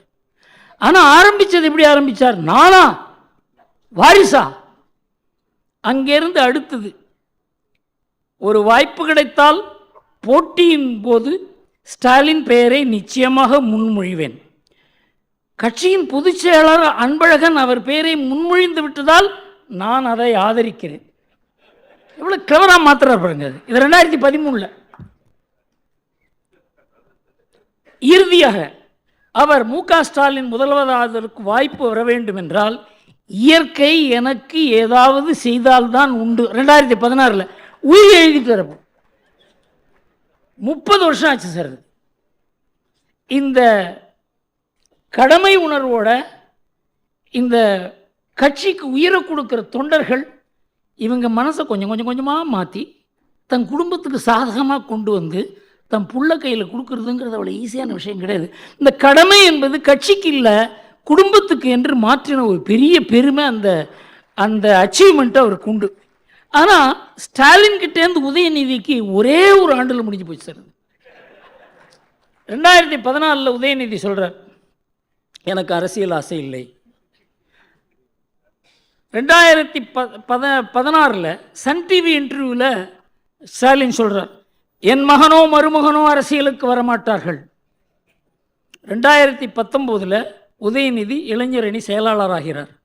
2018 எந்த சூழலிலும் நான் தேர்தலில் நிற்க மாட்டேன், 2021 தேர்தலில் போட்டியிடுகிறார். 2022 அமைச்சராக எனக்கு ஆசை இல்லை. மே மாதம், நவம்பர் மாதம் அமைச்சராவேன் என்பது வதந்தி. 2022 டிசம்பரில் அமைச்சர் ஆனார் அவர். எப்படி அப்படியே ஒரே வருஷத்தில் அந்த கட்சியினுடைய சொரூபமே, அதாவது கருணாநிதி எவ்வளோ கூச்சப்பட்டு கஷ்டப்பட்டு தயக்கப்பட்டு பண்ணாரோ அதெல்லாம் ரொம்ப வெளிப்படையாக இந்த கட்சி குடும்பத்து கட்சி தான் அப்படிங்கிறத ஒரே வருஷத்தில் நிர்தாரணம் செய்து, கருணாநிதி கூச்சப்பட்டு செய்த அரசியல் வாரிசு அரசியலை இப்போ கிட்டத்தட்ட பெருமைப்படுற அளவுக்கு ஆயிடுது. வாரிசு அரசியல் தான் செய்கிறோம். யார் வாரிசு? பெரியார் வாரிசு, அண்ணா வாரிசு, கலைஞர் வாரிசு. முதல் 2 பேருக்கும் வாரிசே கிடையாது. அப்போ என்ன அர்த்தம்? கருணாநிதி வாரிசு அரசியல் தான்ங்கிறத ஓப்பனாக, அதாவது பிரதம மந்திரி இங்கே வாரிசு அரசியலை பற்றி பேசின உடனே நாங்கள் வாரிசு அரசியல் தான் செய்கிறோம் என்று பெருமையாக கூறினார் ஸ்டாலின். ஒரு ஆண்டில் எப்படி தமிழ்நாட்டினுடைய மனசு இன்றைக்கி எப்படி அந்த கட்சி இருக்குங்கிறத பற்றி சொல்கிறேன் கேளுங்க. எங்களை யாரும் புகழ வேண்டாம், அசம்பிளியில் சொல்கிறார். ஆகஸ்ட் மாதம் 2019 சட்டசபையில் நாங்களே எங்களை புகழ்ந்து கொள்வோம். என்ன நடக்கிறது பாருங்க. 2019 டிசம்பரில் உதயநிதி கண்டிப்பாக என் மாதிரி வருவார் ஸ்டாலின். ஜூலை மாதம் 2022 திமுகவை தாங்கி நிற்கும் தம்பி உதயநிதி. யாரு? ஸ்டாலின். உதயநிதியின் தந்தையாக பெருமைப்படுகிறேன். ஜனவரி 23, ஜூலை 23 உதயநிதி அமைச்சராக பொறுப்பேற்ற பிறகு விளையாட்டுத்துறையில் புத்துணர்ச்சி, பெற்றவரை மகிழ வைக்கக்கூடியவராக இருக்கிறார் உதயநிதி. அக்டோபரில் உதயநிதி ஸ்டார் என்றால் அவருடைய துறையும் ஸ்டார் துறையாக வளர்ச்சி, சாம்பியன்களை உருவாக்கி வரும் துறையின் கேப்டன் அவர். அப்புறம் நவம்பரில் ரொம்ப அழகாக சொல்கிறார், தான் வளர்த்த பிள்ளை தானே தன் கடமைகளை முனைப்புடனும் சிறப்புடனும் நிறைவேற்றும் ஆற்றலை பார்த்து மகிழும் தாயின் மனநிலையுடன் தம்பி உதயநிதியின் செயலாற்றலை கண்டு மகிழ்கிறேன். வேற யாரும் புகழ வேண்டாம், நான் புகழறேன். அது பாருங்க. அடுத்தது அவர் இந்திய அளவில் முதல்வருக்கே முதல்வராக திகழ்கிறார் மு க ஸ்டாலின். யார் சொல்றது? உதயநிதி. நம்பர் 1 முதல்வர் ஸ்டாலின். மு க ஸ்டாலின் சிறப்பாக செயல்பாடு காரணமாகவே உள்ளாட்சி தேர்தலில் திமுக வெற்றி. இந்தியாவின் நம்பர் 1 முதலமைச்சர் என்ற பெயருடன் திராவிட மாடல் ஆட்சியை நடத்தி வருகிறார் நம் முதலமைச்சர். முதல்வர் மு க ஸ்டாலின், தோனி இருவரும் உழைப்பால் உயர்ந்தவர்கள். ஸ்டாலின் நன்றாக கிரிக்கெட் விளையாடுவார். அவர் பந்து வீசினால் யாரும் விளையாட முடியாது. இதெல்லாம் ஒரு குடும்பத்து அரசியல். அது வெளியில் இந்த அளவுக்கு பிரசித்தமாக பேசப்படுகிறது. இதெல்லாம் பார்த்து பத்திரிகையெல்லாம் மௌனமாக இருக்கிறார்கள். இந்த சசி தரூர் சொன்னார், இதெல்லாம் கேள்வி கேட்கணும். இதெல்லாம் யாருமே கேட்க முடியாது. தமிழ்நாட்டில் there is no media which questions any of these petty statements which are being made. I don't know whether they could translate it in the way in which it appeared in the media. இதை பார்த்தாங்க மற்ற அமைச்சர்கள்லாம் என்ன பண்ணுவாங்க, கையை பேசிட்டு உதயநிதியின் புத்தி கூர்மை. Please.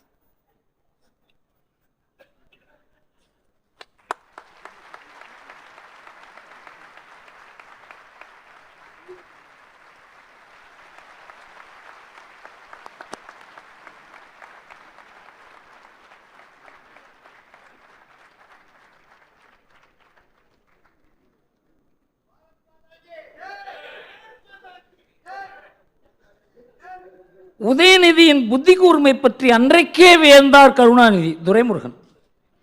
கருணாநிதியும் ஸ்டாலினையும் தூக்கி சாப்பிட்டு விடுவார் உதயநிதி. துரைமுருகன். கருணாநிதியுடன் இருந்தேன், ஸ்டாலினுடன் இருக்கிறேன், உதயநிதியுடனும் இருப்பேன், அவரது மகனுடனும் இருப்பேன். துரைமுருகன். தாய் 16 அடி பாய்ந்தால் குட்டி 32 அடி பாய்கிறது. இது அமைச்சர் காந்தி. இந்தியாவிலேயே தலை சிறந்த சட்ட உறுப்பினர் உதயநிதி ஸ்டாலின் தான், அமைச்சர் சேகர் பாபு. இந்தியாவின் தலைவரே உதயநிதி தான். இது ஏவா வேலு. பேரரசர் போல ஸ்டாலின், சிற்றரசர் போல உதயநிதி, இது KN நேரு. இதுதான் இன்னைக்கு கடமை கண்ணியம் கட்டுப்பாட்டில் கடமை உணர்வோடு இருந்த ஒரு கட்சியில் இந்த மாதிரி ஒரு நிலைமை. சித்தாந்தம் என்ற உணர்வை மறந்து, கட்சி உணர்வு மறந்து, இன்றைக்கு திமுகவில் இருக்கிறது வெறும் கூடு தான், கட்சி தான். அந்த கட்சி ஆட்சி இருப்பதனால தான் அது இருக்கிறது. இன்றைக்கு அண்ணாமலைக்கு பெரிய வாய்ப்பே திமுக இன்றைக்கு இருக்க நிலைமையில தான் அவருக்கு பெரிய ஒரு வாய்ப்பு ஏற்பட்டிருக்கிறது. இதை ரீசெண்டாக இப்போ பார்த்துருப்பீங்க, ஒரு வீடியோவில் வந்திருந்தது. கலைஞர் சென்டினரி, கலைஞர் 100, அது அந்த வீடியோ வந்திருந்தது. அதில் கிட்டத்தட்ட ஒரு 5000-10,000 சேர் போட்டிருந்தாங்க. அதில் இருந்தது 200 பேர் தான். என்னுடைய நண்பர் அங்கே பேச போயிருந்தார். என் ஃப்ரெண்டு ஒருத்தர் பேச போயிருந்தார் அங்கே. அவருக்கு மெசேஜ் அனுப்பிச்சேன், என்ன சார் நடந்தது உண்மைதான்? நான் உண்மைதான் சார் அப்படின்னார். நீங்கள் தான் அதுக்கு விக்டிமா சார் அப்படின்னேன். ஆமாம் அப்படின்னு சொன்னார். அதாவது எந்த அளவுக்கு அங்கே கூட காசு கொடுத்தா தான் ஆள் வருவாங்கங்கிற நிலை. இன்றைக்கு திமுகவினுடைய நிலைமை மாறி இருக்கிறது. இப்போ அடுத்தது கடமை மிகு ஆட்சியை பார்ப்போம். திராவிட மாடல், எல்லோருக்கும் எல்லாம் பஜனை. 34 அமைச்சர்களில் 12 பேரில் ஊழல் வழக்குகள். அவர்கள்டேந்து இடி கைப்பற்றிய தொகை 82 கோடி. இதெல்லாம் வெளியில் வந்திருக்கு. இதை பற்றி பத்திரிகைகள் பேசுவதில்லை, எதிர்க்கட்சி பேசுறது கிடையாது. இதை பற்றி அதிமுக கூட பேசுறது கிடையாது. திமுகவுக்கு என்ன இருக்குன்னா, இன்றைக்கு எந்த அளவுக்கு ஜெயலலிதா எம்ஜிஆர்லாம் இருக்கும் பொழுது திமுகவுக்கு ஒரு பயம் இருந்ததோ, அந்த பயம் இன்றைக்கு அதிமுகவிடம் இல்லை. அண்ணாமலை கிட்ட தான் அந்த பயம் இருக்கு. இவர் நாளைக்கு என்ன பண்ணுவாரோ. 18,000 நில அபகரிப்பு வழக்குகள். இதில் ஜாமீன் வாங்காத அமைச்சரே கிடையாது, எம்எல்ஏ கிடையாது, கட்சி தொண்டர்கள், கட்சி பொறுப்பாளர்கள் கிடையாது. இவங்கெல்லாம் ஜாமீனில் இருக்காங்க. இந்த வழக்கை நடத்தக்கூடாதுன்னு ஹைகோர்ட்டில் போய் ஸ்டே வாங்க போனாங்க. 18,000 நில அபகரிப்பு வழக்குகள். இந்த எத்தனை சதவிகிதம் உங்கள் வாக்குறுதிகளை நீங்கள் நிறைவேற்றிருக்கீங்கன்னு அப்பப்போ மீடியாவில் கேட்பாங்க. ஜனவரி 22 8 மாதங்களில் 75%, மார்ச் மாதங்களில் 10 மாதங்களில் 75%, செப்டம்பர் 70% அது குறைந்து விட்டது. அவங்களுக்கே தெரியல முன்னால் என்ன சொன்னோன்னு தெரியல. பிப்ரவரியில் 80% ஆகிவிட்டது, மிச்சம் 15 விரைவில். அதே பிப்ரவரியில் உதயநிதி ஸ்டாலின் 75% ஆகியிருக்கிறது. எந்த அளவுக்கு இதை கூட பத்திரிகைகள் என்ன சார் நீங்கள் 75ன்னு சொன்னீங்களே, இப்போ 80ங்கிறீங்களே, 65ங்கிறீங்களே. பத்திரிகைகள் திமுகவை கேள்வி கேட்பதில்லைங்கிறது ஒரு பெரிய ஒரே ஒரு தினமலர் ஒன்று தான் கொஞ்சம் எக்ஸப்ஷன். அவங்க தான் கொஞ்சம் இதை பற்றி திமுகன்னா என்னன்னு படம் பிடித்து காட்டுவதற்கு இன்றைக்கு ஒரு பத்திரிகை இருக்கிறது என்றால் அது தினமலர் தான். இது கட்சி ஆட்சியினுடைய கடமை. கண்ணியத்தை பார்ப்போம். உங்கள் அப்பா வீட்டு சொத்தா என்று பேசிய உதயநிதியை பார்த்து அந்த அம்மா கொஞ்சம் டீசென்ட் லேடி, அவங்க வார்த்தையை அளந்து பேசுங்க, கண்ணியமாக பேசுங்கன்னு சொன்னாங்க. அதுக்கு இவர் நம்ம பதில் சொன்னார், யார்கிட்ட எப்படி பேசணும் என்று எங்களுக்கு பெரியார், அண்ணா, கலைஞர்கள் சொல்லி கொடுத்துருக்காங்க, அப்படி நாங்கள் செய்வோம். நான் அவருக்கு சில சஜஷன்லாம் கொடுக்கலாம் பார்க்குறேன். ஈவேரா, அண்ணா, கருணாநிதி யார்கிட்ட எப்படி பேசணும் என்று சொல்லி கொடுத்துருக்கிறார் பாருங்கள். முதல்ல பெரியார் ரம்ஜான் கூடுதலில் என்ன பேசலான்னு பெரியார் சஜஷன் கொடுத்துருக்கார். பாப்பானுக்கு பயந்தும் முஸ்லீம்களுக்கு அதிக இடம் கொடுத்து வந்தோம், அதன் பலனை இன்று அனுபவிக்கிறோம். இது சாணியை மிதிக்க அசிங்கப்பட்டு மலத்தின் மேல் காலை வைத்து நேர்ந்த பழமொழியாக மாறிவிட்டது. மைனாரிட்டிகளுக்கு அளிக்கும் சலுகையும் உரிமையும் துரோகம், பச்சை துரோகம். இதை தான் பெரியார் சொல்லி கொடுத்துருக்காரு. உங்களுக்கு மைனாரிட்டி மீட்டிங்கில் இதை பேசுவாங்களா? தாழ்த்தப்பட்ட ஒரு மாநாட்டில் என்ன பேசலாங்கிறத சொல்லியிருக்கார் பெரியார். பறச்சி புலைச்சி எல்லோரும் ரவிக்கை சட்டை போட ஆரம்பிச்சுட்டா அதனால் துணி விலை உயர்ந்து விட்டது. பள்ளு பறையனெல்லாம் படிக்க ஆரம்பிச்சிடானுங்க, அதனால வேலையில்லா திண்டாட்டம். அது சசி இல்லை இங்கே, அதை கேட்கலாம். இது இந்த பெரியாரை தான் அவர் சொல்லியிருக்காரு, இவர் எங்களுக்கு சொல்லி கொடுத்துருக்காரு என்ன பேச வேண்டும் என்று. தமிழ் மாநாட்டில் தமிழை நான் ஒரு காட்டுமிராண்டி மொழி என்று 40 ஆண்டுகளாக கூறுகிறேன். தமிழ் காட்டுமிராண்டி காலத்து மொழி. தமிழ் ஒரு நியூசன்ஸ். தமிழ் புலவர்கள் பொய்யர்கள், எதிரி, சமூக எதிரிகள். இவரைத்தான் சொல்கிற நிர்மலா சீதாராமன்ட்ட எங்களுக்கு பெரியார் சொல்லி கொடுத்துருக்காரு எப்படி பேசலாம்னு சொல்லி. திமுக மகளிரணி மாநாட்டில் என்ன பேசலாம் அவர்? பெண்கள் சுயேட்சைக்கு கர்ப்பம் கொடிய விரோதி, எனவே பெண்கள் கண்டிப்பாக பிள்ளை பெறுவதை நிறுத்தியே ஆக வேண்டும். ஆண்கள் 2 வைப்பாட்டி வைத்துக் கொண்டால் பெண்கள் 3 ஆசைய நாயகர்களை வைத்துக் கொள்ள வேண்டும். இதுதான் பெரியார் மண்.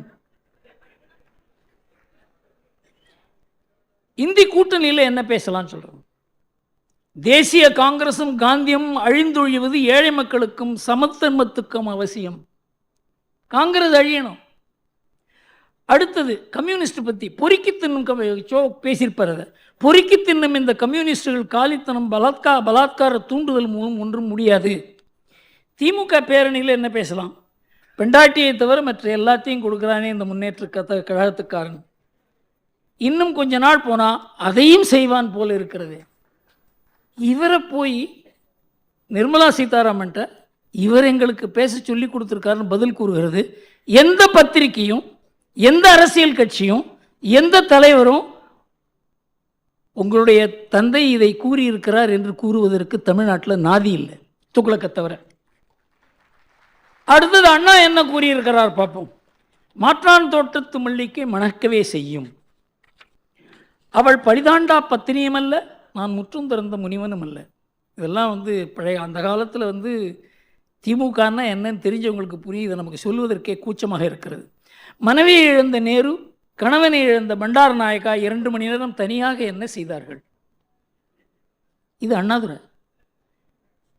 கருணாநிதி காட்டுமிராண்டி, மலம், தேவடியாள், துரோகி, விபச்சாரி, கைக்கூலி, பித்தலாட்டக்காரன், அயோக்கியன், பூனை, மாடு, குள்ளநரி, காண்டாமிருகத்தோழன், அண்டங்காக்கா, முட்டை, பெரிய கருப்பு, சேவல் காவடி, கோமாளி, கூத்தாடி, பண்டாரம், பரதேசி, ஆக்டோபஸ், காந்தாரி, சூர்பனகை, செல்லாக்காசு, போதை நடிகர், தரகர், மந்தபுத்தி, வேலிதாண்டிய வெள்ளாடு, ஓடுகாலி, புறம்போக்கு, கள்ளத்தோணி, குடிகாரன், வாழமட்டை. இதெல்லாம் அரசியல் எதிரிகளை பற்றி விமர்சனம். இதை தான் எங்களுக்கெல்லாம் சொல்லி கொடுத்துருக்காங்க இவங்கெல்லாம் எப்படி பேசுறதுக்கு அப்படின்னு சொல்கிறார் உதயநிதி. சோற்றால் அடித்த பிண்டங்கள். தமிழ்நாட்டில் இவருக்கு ஓட்டு போடலை, அதனால தமிழர்கள் தான் சோற்றால் அடித்த பிண்டங்கள். இதை பழகருப்பையா புக் எழுதியிருக்காரு, ஒன்று காப்பி இருக்காது இங்கே ஏதோ வச்சுருந்தேண்ணே. திமுக ஆபாசம்னு ஒரு புக்கே எழுந்தார் பழையகருப்பா. அவர் அங்கேயே போய் சேர்ந்தார். ஆனால் அந்த காலத்தில் என்ன விலை தெரியுமா? அது 15 பைசா தான். இது யாராவது பிரிண்ட் பண்ணி போட்டால் கூட தேவையில்லைன்னு தோணுது. இப்போ நாய்கறி உண்ணும் நாகாலாந்து மக்கள் இப்போ திராவிட மாடல் பேச்சு. இன்றைக்கு யாரோ ஒருத்தன் தமிழ்நாட்டில் தமிழ்நாடுன்னு சொல்லக்கூடாது என்று புலம்பிக்கிட்டு இருக்கானே ஸ்டாலின். உதவாங்க போறாடா, டேய் உட்கார்றா, என்ன பேசுகிற, என்னையா நீ மந்திரி தானே, நீ மந்திரி தானே. நாடாளுமன்றத்தில் Dayanidhi Maran, J mummy Modi daddy என்ன உறவு முறை? கிணத்துக்கடவு பொதுக்கூட்டத்தில் வேலையில்லா முடித்திருத்தினர் பூனையை பிடித்து சிறைப்பார்கள் என்று ஊடகங்களில் பேசுகிறார். ஆளாக இருந்தாலும் ஆளுநராக இருந்தாலும் என்று திருப்பூர் கூட்டத்தில் பேசுகிறார். 3ஆம் தர மக்களைப் போல் நடத்த நாங்கள் என்ன தாழ்த்தப்பட்டவர்களா? இந்த பேச்செல்லாம் தமிழ்நாட்டில் நடக்கிறது, இப்போ நடக்குது, அன்னைக்கு நடக்கல. அதனால இவங்களுடைய கண்ணியம், முதல்ல கடமையை பற்றி கூறின, இப்போ இது ஒரு கண்ணியம். அடுத்தது கடமை மிகு ஆட்சி ஊழல். ஏப்ரல் 23 பிடிஆர் வாக்குமூலம் கொடுக்கிறார். மகனும் மருமகனும் ஒரே ஆண்டில் 30,000 கோடி குவித்தனர், அதை எப்படி நிர்வகிக்குது என்று திணறுகிறார்கள். இது உள்ளுக்குள்ளேருந்து வர எவிடன்ஸ், வெளியிலேருந்து யாரும் சொல்ல. ஈடி இல்லை, அதற்கு பதிலே இல்லை. அதை யாரும் மறுக்கலை, பிடிஆரே மறுக்கலை. 2 வாரங்களில் அவருடைய துறை மாறியது. அவருக்கு ஃபைனான்ஸ்லேருந்து ஐடி கொடுத்தாங்க, அவ்வளோதான். இது ஏப்ரல் 23. நவம்பர் 23 உயர்நீதிமன்றத்தில் இடி பிரமாண பத்திரம் கொடுக்கிறது. கடந்த 1-2 ஆண்டுகளில் எடுக்கப்பட்ட மணல் விலை 4730 கோடி ரூபாய். அரசுக்கு கிடைத்த வருமானம் 36 கோடி ரூபாய் தான். இதுக்காக தான் இது இடி ரைட் பண்ணுறாங்க. 34 அமைச்சர்களில் 12 அமைச்சர்களில் ஊழலுக்கு சொன்னேன். கைப்பற்றப்பட்ட கொள்ளையை பற்றி சொன்னேன். மணல் ஊழலில் செந்தில் பாலாஜி பேரில் ஆக்ஷன் எடுத்த உடனே அங்கே யார் இன்கம் டேக்ஸ் ரைட் பண்ண வந்தாங்களோ அவங்கள கல்லெடுத்து அடித்து அவங்களாம் ஹாஸ்பிட்டலில் அட்மிட் ஆகி, அதை பற்றி என்ன சொல்கிறார் பார்ப்போம். இந்த செந்தில் பாலாஜியை பற்றி 2016 ஸ்டாலின் அவருக்கு என்ன சர்டிஃபிகேட் கொடுத்தார். இந்த மாவட்டத்தில் ஒரு அமைச்சர் இருந்தார், அவர் பேர் செந்தில் பாலாஜி. அவரை பற்றி சொல்ல வேண்டிய அவசியமே இல்லை. அந்த அம்மா ஜெயிலுக்கு போனப்போ யாரை முதலமைச்சராக தேர்ந்தெடுக்கலாம் என்று சொல்லப்போ பட்டியலில் இவர் கெட்ட கேடு இவர் பேரு இருந்துச்சுங்க. இது செந்தில் பாலாஜிக்கு ஸ்டாலின் கொடுக்குற சர்டிஃபிகேட். இன்றைக்கி பார்த்தீங்கன்னா அவர் மட்டுமில்லை, ஒட்டுமொத்தமாக அவருடைய தம்பி இந்த மாவட்டத்தை தன் கட்டுப்பாட்டில் வைச்சிருக்கிறார். கட்டுப்பாடுன்னா கொள்ளை அடிக்கிறதில்ல, ஊழல் செய்கிறதில்ல, லஞ்சம் வாங்கிறதில்ல. அந்த தம்பி இன்றைக்கும் இடி கிட்ட சம்மன் கொடுக்க போகிறாங்க, அவங்க கிடைக்கல, தலைமறைவாக இருக்கார். எந்த தம்பியை பற்றி இவர் பேசினாரோ அந்த தம்பியை இடி தேடிக்கிட்டு இருக்காங்க. இப்போ செந்தில் பாலாஜியை அவர் அமைச்சராக வைத்திருக்கிறார். அது இந்த வழக்குகள் நீதிமன்றத்துக்கு போச்சு. துறையில்லாத அமைச்சர் என்பது அரசியல் சாசனத்தை பரிகாசம் செய்வது போல.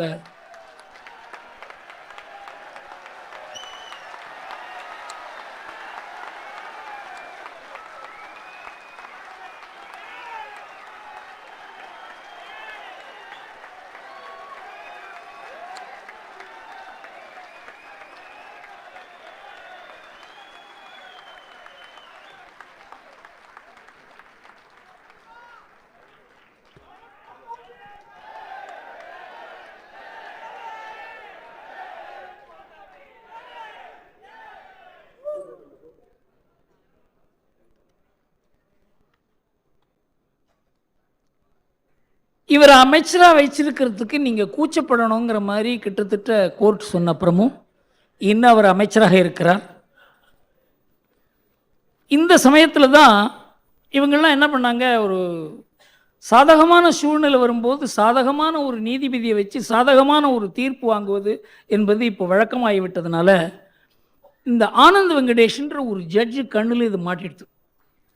அவர் என்ன பண்ணார், அந்த வழக்கினுடைய விசாரணை செய்த அந்த தீர்ப்பெல்லாம் வாங்கினார். அவர் பார்த்தார் 4 நாளில் 1173 விட்னஸஸை எக்ஸாமின் பண்ணது, அந்த வாக்குமூலத்தெல்லாம் படித்து 370 ஆவணங்களை படித்து 280 பக்கத்தில் ஒரு நீதிபதி தீர்ப்பு கொடுத்து பொன்முடி பேரில் ஒரு தவறு இல்லை, குற்றமற்றவர், அவர் நியாயமானவர்ங்கிறது ஒரு தீர்ப்பு எழுதினாக்க அதை படித்து பார்த்துட்டு இது தவறான விஷயம்னு சொல்லி அவர் ஒரு முடிவெடுத்து அதை மாற்றுகிறார். அதுக்கு திமுக ஐடி விங்கிலேருந்து போடுறாங்க ட்வீட். பெரியார் கூறியிருக்கிறார், நாம் சட்டம் இயற்றினாலும் பார்ப்பான் நீதிபதியாக வந்து நிற்பான் அப்படின்னு. எந்த மாதிரி ஒரு அரசியல் சூழ்நிலையை உருவாக்குறாங்க பாருங்க. மணல் குவாரி வழக்கு இது வெறும் சொத்து குவிப்பு வழக்கு மாத்திரம் இல்லை பொன்முடி பேரில். அவர் அது 96/2001 2006லேருந்து 2011 வரைக்கும் ஒரு 28 கோடி ரூபாய்க்கு செம்மண் திருடி இருக்கார் அவர் குடும்பம் அப்படின்னு அவர் பேரில் குற்றச்சாட்டு. அது நிலுவையில் இருக்குது. அதை எப்படியாவது ஹைகோர்ட்டில் போய் தடுக்கணும்னு பாட்டு நல்ல வேளை ஹைகோர்ட் அந்த கேஸை வந்து தடை செய்யக்கூடாது என்று அதை விசாரணை செய்ய வேண்டும் என்று கூறியிருக்கிறார்கள். நில அபகரிப்பு, நான் அதை பற்றி கூறினேன், 18,000 நில அபகரிப்பு வழக்குகள். அதில் பொன்முடி, நேரு, KPK ராஜா, சட்டமன்ற உறுப்பினர்கள் அன்பழகன், சவுந்தரபாண்டியன், திருச்சி மேயர் அன்பழகன், நெல்லை மாவட்ட செயலர் கருப்புசாமி பாண்டியன், வீரபாண்டி ஆறுமுகம், அமைச்சர்கள் பரிதி இளம்பரிதி, சுரேஷ் ராஜன், கருணாநிதி மகன் அழகிரி எல்லோரும் ஜாமீன் பெற்றிருக்கிறார்கள். வழக்கு நடக்கிறது. இந்த செய்தி கொடுத்தது தமிழ் ஈழம் வியூ இணையதளம். அதுவும் இவங்களுக்கு வேண்டிய இணையதளம் தான், எதிர்ப்பானதில்லை. திராவிட மாடல் ஆட்சியில் கடந்த 2 ஆண்டுகளில் நடந்திருக்கு நில அபகரிப்பு பாருங்கள்.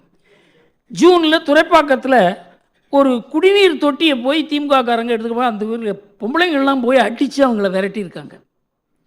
டிசம்பரில் திருவண்ணாமலையில் தண்டராம்பட்டில் திமுக பிரமுகர்கள் மலையை குடைந்து 2 ஏக்கர் நிலத்தை அபகரித்திருக்கிறார் என்று அவர் பேரில் குற்றச்சாட்டு. திருப்பூரில் கோவில் நிலத்தை திமுக பெருமர் ஆக்கிரமித்ததாக திருப்பூர் மாவட்ட ஆட்சியர் முன் மக்கள் புகார். திருநெல்வேலி தாமரை செல்வி கிராமத்தைச் சேர்ந்த நீர்நிலை நிலத்தைச் சேர்ந்த திமுகவினர் மீது திமுகவினரே கொலைவெறி தாக்கல். நீயா நானா இதை எடுத்துக்கிறதுக்கு? 7.5 ஏக்கர் நில ஆக்கிரமிப்பு செய்ததாக திமுக பிரமுகர் வெங்கடேசன் மீது புகார். இதெல்லாம் 2021க்கு அப்புறம். நெல்லை மாவட்டம் சங்கர் பகுதியில் திமுக செயற்குழு உறுப்பினராக பேச்சு பாண்டியன் வேறொருவருக்கு சொந்தமான நிலத்தை ஆக்கிரமிப்பு செய்ய முயற்சித்து அதை எதிர்த்த உரிமையாளர்கள் தந்தை மகன் 20 பேரும் கொலைவெறி தாக்குதல். மேடவாக்கம் குணசேகரன் நிலத்தை திமுக கவுன்சிலர் ஆக்கிரமிப்பு, குணசேகரன் தீக்குளிக்க முயற்சி. மெட்ரோ ரயில் நிலையத்துக்கு சொந்தமான நிலத்தை திமுக எம்பி கலாநிதி வீராசாமி ஆக்கிரமிப்பு. பொது மருத்துவமனை கட்டி வசூல். உயர்நீதிமன்றம் 1 மாதம் கெடு வெடித்திருக்காங்க, இதை திருப்ப கொடுக்கணும்னு சொல்லி. 186 ஏக்கர் நிலம் நீர்நிலைகள் அபகரிப்பு. திமுக நாடாளுமன்ற உறுப்பினர் TRVS ரமேஷ் மீது உயர்நீதிமன்றம் விசாரணை செய்ய உத்தரவிட்டு குற்றச்சாட்டுகளின் தன்மையும் பட்டா நிலங்கள் மாற்றப்பட்ட அரசு நிலத்தின் அளவையும் நீர்நிலைகளையும் பட்டா நிலமாக மாற்றியதை பார்த்து எங்களுக்கு அதிர்ச்சி என்று கூறியிருக்கிறது. பாருங்க, அந்த டிஎன்ஏவில் இந்த நில அபகரிப்பு அப்படிங்கிறது ஊறி இருக்கிறது. அதில் இந்த இவர் இருக்கிற மா சுப்பிரமணியன் அவர் ஒரு மீட்டிங்கில் பேசும்போது அதை வீடியோ எடுத்துட்டாங்க. நாங்கள் இந்த ஆக்கிரமிப்பு நிலத்தெல்லாம் திருப்பி எடுக்கணும்னு நம்ம நினைக்கிறதில்ல, இந்த கோர்ட்டு பண்ணுற ஒரு தொந்தரவால் தான் நாங்கள் இதை பண்ணுறோமே தவிர, இல்லைன்னா நாம் ஒன்றும் பண்ண மாட்டோம். உங்களுக்கெல்லாம் ஆதரவாக தான் இருக்கார் முதல்வர்னு பேசுகிறார் சார்.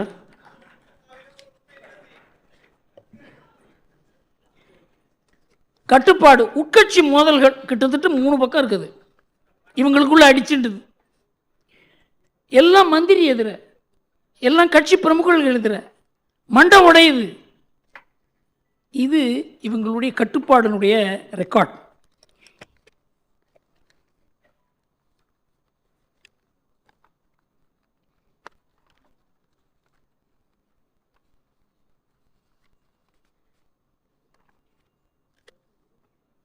இதெல்லாம் பார்க்கிறார்.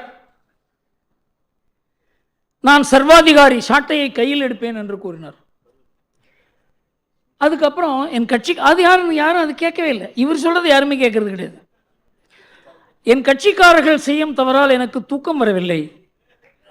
அப்புறம் பார்த்தார், நம்ம ஆளுங்க தான் கேட்கல, என்னடா பண்ணலான்னு பார்த்தா, மற்றவர்களை பார்த்து சீண்டி பார்க்காதீர்கள், திமுகவையோ திமுக காரனையோ சீண்டி பார்த்தால் தாங்க மாட்டீர்கள். எங்களுக்கும் எல்லா அரசியலும் தெரியும், இது மிரட்டல் அல்ல, எச்சரிக்கை. தன்னை சுற்றி இருக்கவங்களை அவரை கண்ட்ரோல் பண்ண முடியல, அதனால் எதிரிகள் பேரில் பாய்கிறார். அவரை பார்த்து வருத்தமாக இருக்குது எனக்கு சில சமயம் பார்த்தா. அவர் ஏன் இந்த மாதிரி ஒரு கட்சியில் அந்த மாதிரி ஒரு கருணாநிதி மாதிரி ஒரு தலைமை இல்லாதனால இது ஒரு அராஜக கட்சியாக மாறி வருகிறது. ஒரு காலத்தில் ஒரு கருணாநிதி மாதிரி ஒரு தலைவர் இருந்தால் இதை கண்ட்ரோல் பண்ணுவார் என்றாவது நம்மளால் சொல்ல முடியுது. இன்றைக்கி அந்த நிலைமை இல்லை. ஆபத்தான நிலைமையில் திமுக மாத்திரம் இல்லை, தமிழ்நாடும் அதனால் ஆபத்தான நிலைமையில் இருக்கிறதுன்னு நாம் புரிந்து கொள்ள வேண்டும். தமிழகம் வஞ்சிக்கப்படுகிறது. இங்கே இந்த சசி தரூர் இருந்திருந்தால் இதை பற்றி பதில் கூறியிருப்பேன் அவர் எதிர. இது தமிழ்நாட்டில் நாங்கள் கொடுக்குற வரியில் 29% தான் நமக்கு வருது அப்படின்னு கூறியிருக்காங்க. இது அப்பட்டமான பொய். இதை அவங்க நிர்மலா சீதாராமன் அழகாக சொல்லியிருக்காங்க. அவங்க இதை மத்திய அரசு கொடுப்பதோ இல்லது மாநில அரசு அது மத்திய அரசுக்கு கொடுத்து மத்திய அரசுக்கு திருப்ப கொடுப்பதோ இல்லை, அது ஃபைனான்ஸ் கமிஷன் தான் முடிவு பண்ணுறாங்க. அதை பற்றி சசி தரூர் கூறியிருந்தார். ஃபைனான்ஸ் கமிஷன் என்பது பல மாநிலங்களை அவங்க ஆலோசனை கேட்டு தான் அவங்க என்ன பண்ணணும்னு பார்க்குறாங்க. அவர் சொன்னார், அந்த மாநிலங்களில் ஜனத்தொகை அதிகமாக இருக்கிறதுனால அந்த மாநிலங்களுக்கு அதிகமாக பணம் போகிற மாதிரி ஒரு இதெல்லாம் ஃபிக்ஸ் பண்ணியிருக்காங்க அப்படின்ட்டு. நீங்கள் பார்த்தீங்கன்னா ராஜஸ்தான் மாதிரி ஒரு மாநிலம், உத்தரப்பிரதேசம் மாதிரி ஒரு மாநிலம், பீகார், அந்த வடமேற்கு பகுதிகள், அது எல்லாம் நம்ம எதிரிகள் அந்த மாநிலங்களை தாக்கக்கூடிய மாநிலங்கள், உத்தராகண்ட் இதெல்லாம். அந்த மாநிலங்களுக்கு உதவி அதிகம் கொடுக்கவில்லை என்றால் நாட்டினுடைய பாதுகாப்புக்கே ஆபத்து. இதை நாம் வெறும் அரசியலாகவோ பொருளாதார ரீதியாகவோ மாத்திரம் பார்க்கக்கூடாது. இதில் நாட்டினுடைய பாதுகாப்பும் இதில் இருக்கிறது என்பதை சசி தரூர் போன்றவர்கள் உணர வேண்டும். அவர் இருந்திருந்தால் அவர் முன்னால் கூறியிருப்பேன். ரெண்டாவது, இதை நம்ம தமிழ்நாட்டில் வந்த வெள்ளத்தை பேரிடராக அதை அறிவிக்க வேண்டும் என்று இவர் மனு கொடுத்திருந்தார். பேரிடராக அறிவிப்பதற்கு சட்டத்தில் இடமில்லை என்று ஐக்கிய முன்னணி அரசு எந்த அரசில் திமுக பங்கேற்றதோ அதுவே 2013 உத்தராகண்டில் 5700 பேர் மூழ்கினார்கள். பெரிய வெள்ளம். அதை பேரிடரை அறிவிக்க வேண்டும் என்று ஒரு கோரிக்கை வந்தது. அப்போது திமுக பங்கேற்ற ஐக்கிய முன்னணி அரசு கூறுகிறது அதற்கு சட்டத்தில் வழி இல்லை. அந்த மாதிரி சட்டம் இல்லை. எந்தெந்த இடத்துல ஒரு பேரிடர் நடக்கிறதோ அங்கே போய் ஆய்வு செய்து அதற்கு வேண்டிய பணம் கொடுப்பார்கள். கேரளாவுக்கும் அப்படி தான் நடந்தது, எல்லா மாநிலங்களுக்கும் அப்படி தான் நடந்தது. அதை வைத்து தமிழ்நாடு வஞ்சிக்கப்படுகிறது என்று கூறுவது அது முற்றிலும் தவறு. அதை நம்ம பத்திரிகைகளும் அதை எடுத்து எழுதுவதில்லை. பெரிய எதிர்க்கட்சி இப்போ அண்ணாமலை ஒருத்தர் இருக்காரோ ஏதோ பேச்சு நடக்குது, இல்லைன்னா அது நடக்கிறதுக்கு வாய்ப்பே இல்லை. அமலாக்கத்துறை துஷ்பிரயோகம் செய்யப்படுகிறதா? அமலாக்கத்துறை இது வரைக்கும் 1 லட்சம் கோடி ரூபா தவறான பணத்தை பிடிச்சிருக்காங்க. அதுக்கு உச்ச நீதிமன்றம் பாதுகாப்பு கொடுத்துருக்கிறது. ஏன்னா அதை போய் பிடுங்கணும்னு பார்த்தாங்க. இதில் வங்கி மோசடியில் 41,000 கோடி ரூபா பணத்தை பிடிச்சிருக்காங்க. வங்கி மோசடி செய்ததில் அதில் மல்லையா, நிரவ் மோடி இவங்களெல்லாம் 22,000 கோடி ரூபா மோசடி செய்ததில் 19,000 கோடி ரூபா சொத்தை அவங்கள்ட்டேருந்து பிடிச்சிருக்காங்க அமலாக்கத்துறை. இதெல்லாம் யாராவது பேசுகிறாங்களா? அதை வங்கிகளுக்கு அதை விற்று 15,000 கோடி ரூபா திருப்ப கொடுத்துருக்காங்க இடி. லஞ்ச ஊழலை பொறுத்தவரையில் 5,400 கோடி ரூபா தான் இதுவரைக்கும் பணம் பிடிக்கப்பட்டிருக்கிறது. இதில் தான் பிரச்சனையே. இவ்வளவு பெரிய விஷயத்தை இடி பண்ணுறாங்க, அவங்க சொத்தெல்லாம் பிடிக்கிறாங்க. அதெல்லாம் ஒரு ஸ்டேட்மெண்ட்டு இடி நல்ல காரியம் பண்ணுறாங்கன்னு ஏதாவது ஒரு எதிர்க்கட்சி, ஏதாவது ஒரு பத்திரிக்கை, ஏதாவது ஒரு அறிவுஜீவி சொல்லி கேட்டிருக்கோமா? நம்ம இவ்வளோ நல்ல காரியம் பண்ணுறாங்களேன்னு. அவர்களை தொட்டால் தான் பிரச்சனை. கத்தையாக பணம் கிடைக்குது. ஒரு பார்த்தா சாட்டர்ஜின்னு ஒரு அமைச்சர்கிட்டேருந்து அவர் பேரில் ஒரு நடவடிக்கை எடுத்தால் இது பழிவாங்கல். இப்போ தமிழ்நாட்டில் 82 கோடி ரூபா கிடச்சிருக்கு, ஜார்க்கண்டில் 340 கோடி ரூபா கிடச்சிருக்கு. இதெல்லாம் இடி நடவடிக்கை எடுக்காத கிடைக்குமா? இதெல்லாம். ஆனால் இந்த நடவடிக்கை எடுக்கும்போது இது காழ்ப்புணர்ச்சி, இது பழிவாங்கல் என்று கூறி இது பாஜகவினுடைய எதிரிகளுக்கு மேலே இது பிரயோகம் செய்கிறார்கள் என்று சொல்கிறார்கள். பாஜக கர்நாடகா தவிர எந்த இடத்துல அது ஆட்சி செய்தாலும் அதன் பேரில் எந்த லஞ்ச குற்றச்சாட்டும் இல்லை. கர்நாடகாவில் மாத்திரம்தான் குற்றச்சாட்டு இருக்கே தவிர 27 ஆண்டுகளாக குஜராத் ஆட்சி செய்கிறது குற்றச்சாட்டு இல்லை. இந்த தரம் மத்திய பிரதேசில் பாஜக எப்படி ஜெயிச்சது என்பதை பல வல்லுநர்கள் எழுதினார்கள். அதற்கு காரணம் 18 ஆண்டுகளாக அவங்க ஆட்சி பண்ணுறாங்க, யாரும் அவர்களை பார்த்து நீ ஒரு தப்பு பண்ணேன்னு சொன்னது கிடையாது அப்படின்னு. நீங்கள் பாஜகவில் யாரையாவது பிடிச்சி இந்த எதிர்கட்சியில் அரெஸ்ட் பண்ணுறதுக்காக ஒரு ஆளை நீ வாய் அவனை அரெஸ்ட் பண்ணுறேன்னு சொல்ல முடியும்? எதிர்கட்சியில் ஃப்ராடு இருக்குங்கிறதுல சந்தேகமே கிடையாது. அதனால தான் இந்த நடவடிக்கைகள் எடுக்கப்படுகின்றன. யூபியை எடுத்துங்க, பாஜக சர்க்கார் எப்படி நடக்கிறதுங்கிறது தெரிஞ்சிடும்.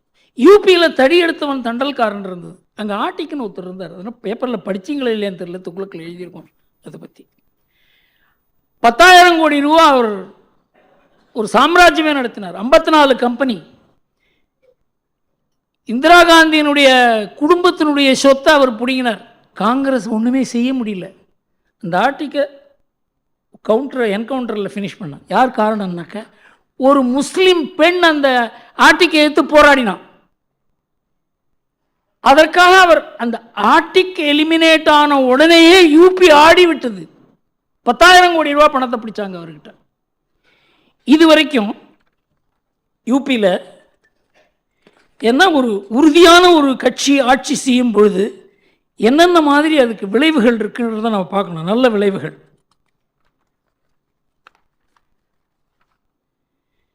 6 ஆண்டுகளில் 10,000க்கும் மேலான என்கவுண்டர்கள்,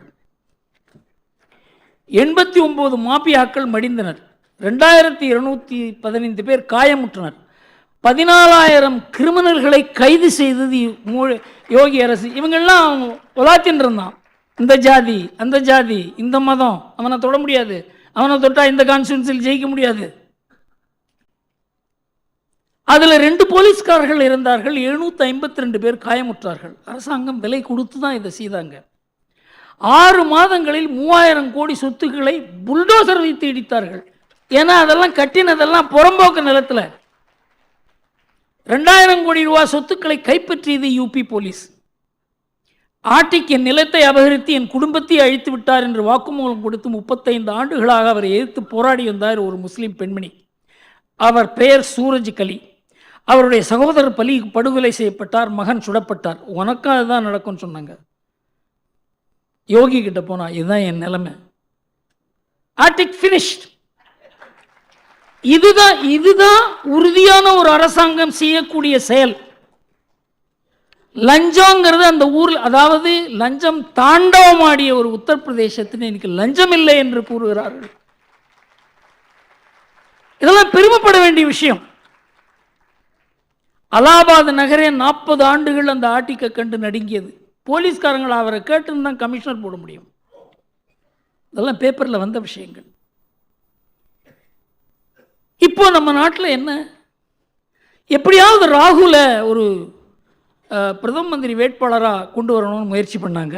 அதுக்கு ஒரு பெரிய ஒரு நாடு பூரா ஒரு நடைப்பயணம் நடந்தது. அதற்கப்புறம் கர்நாடகாவில் ஜெயித்த உடனே அவரால் தான் ஜெயித்தாங்க அப்படின்னு சொல்லி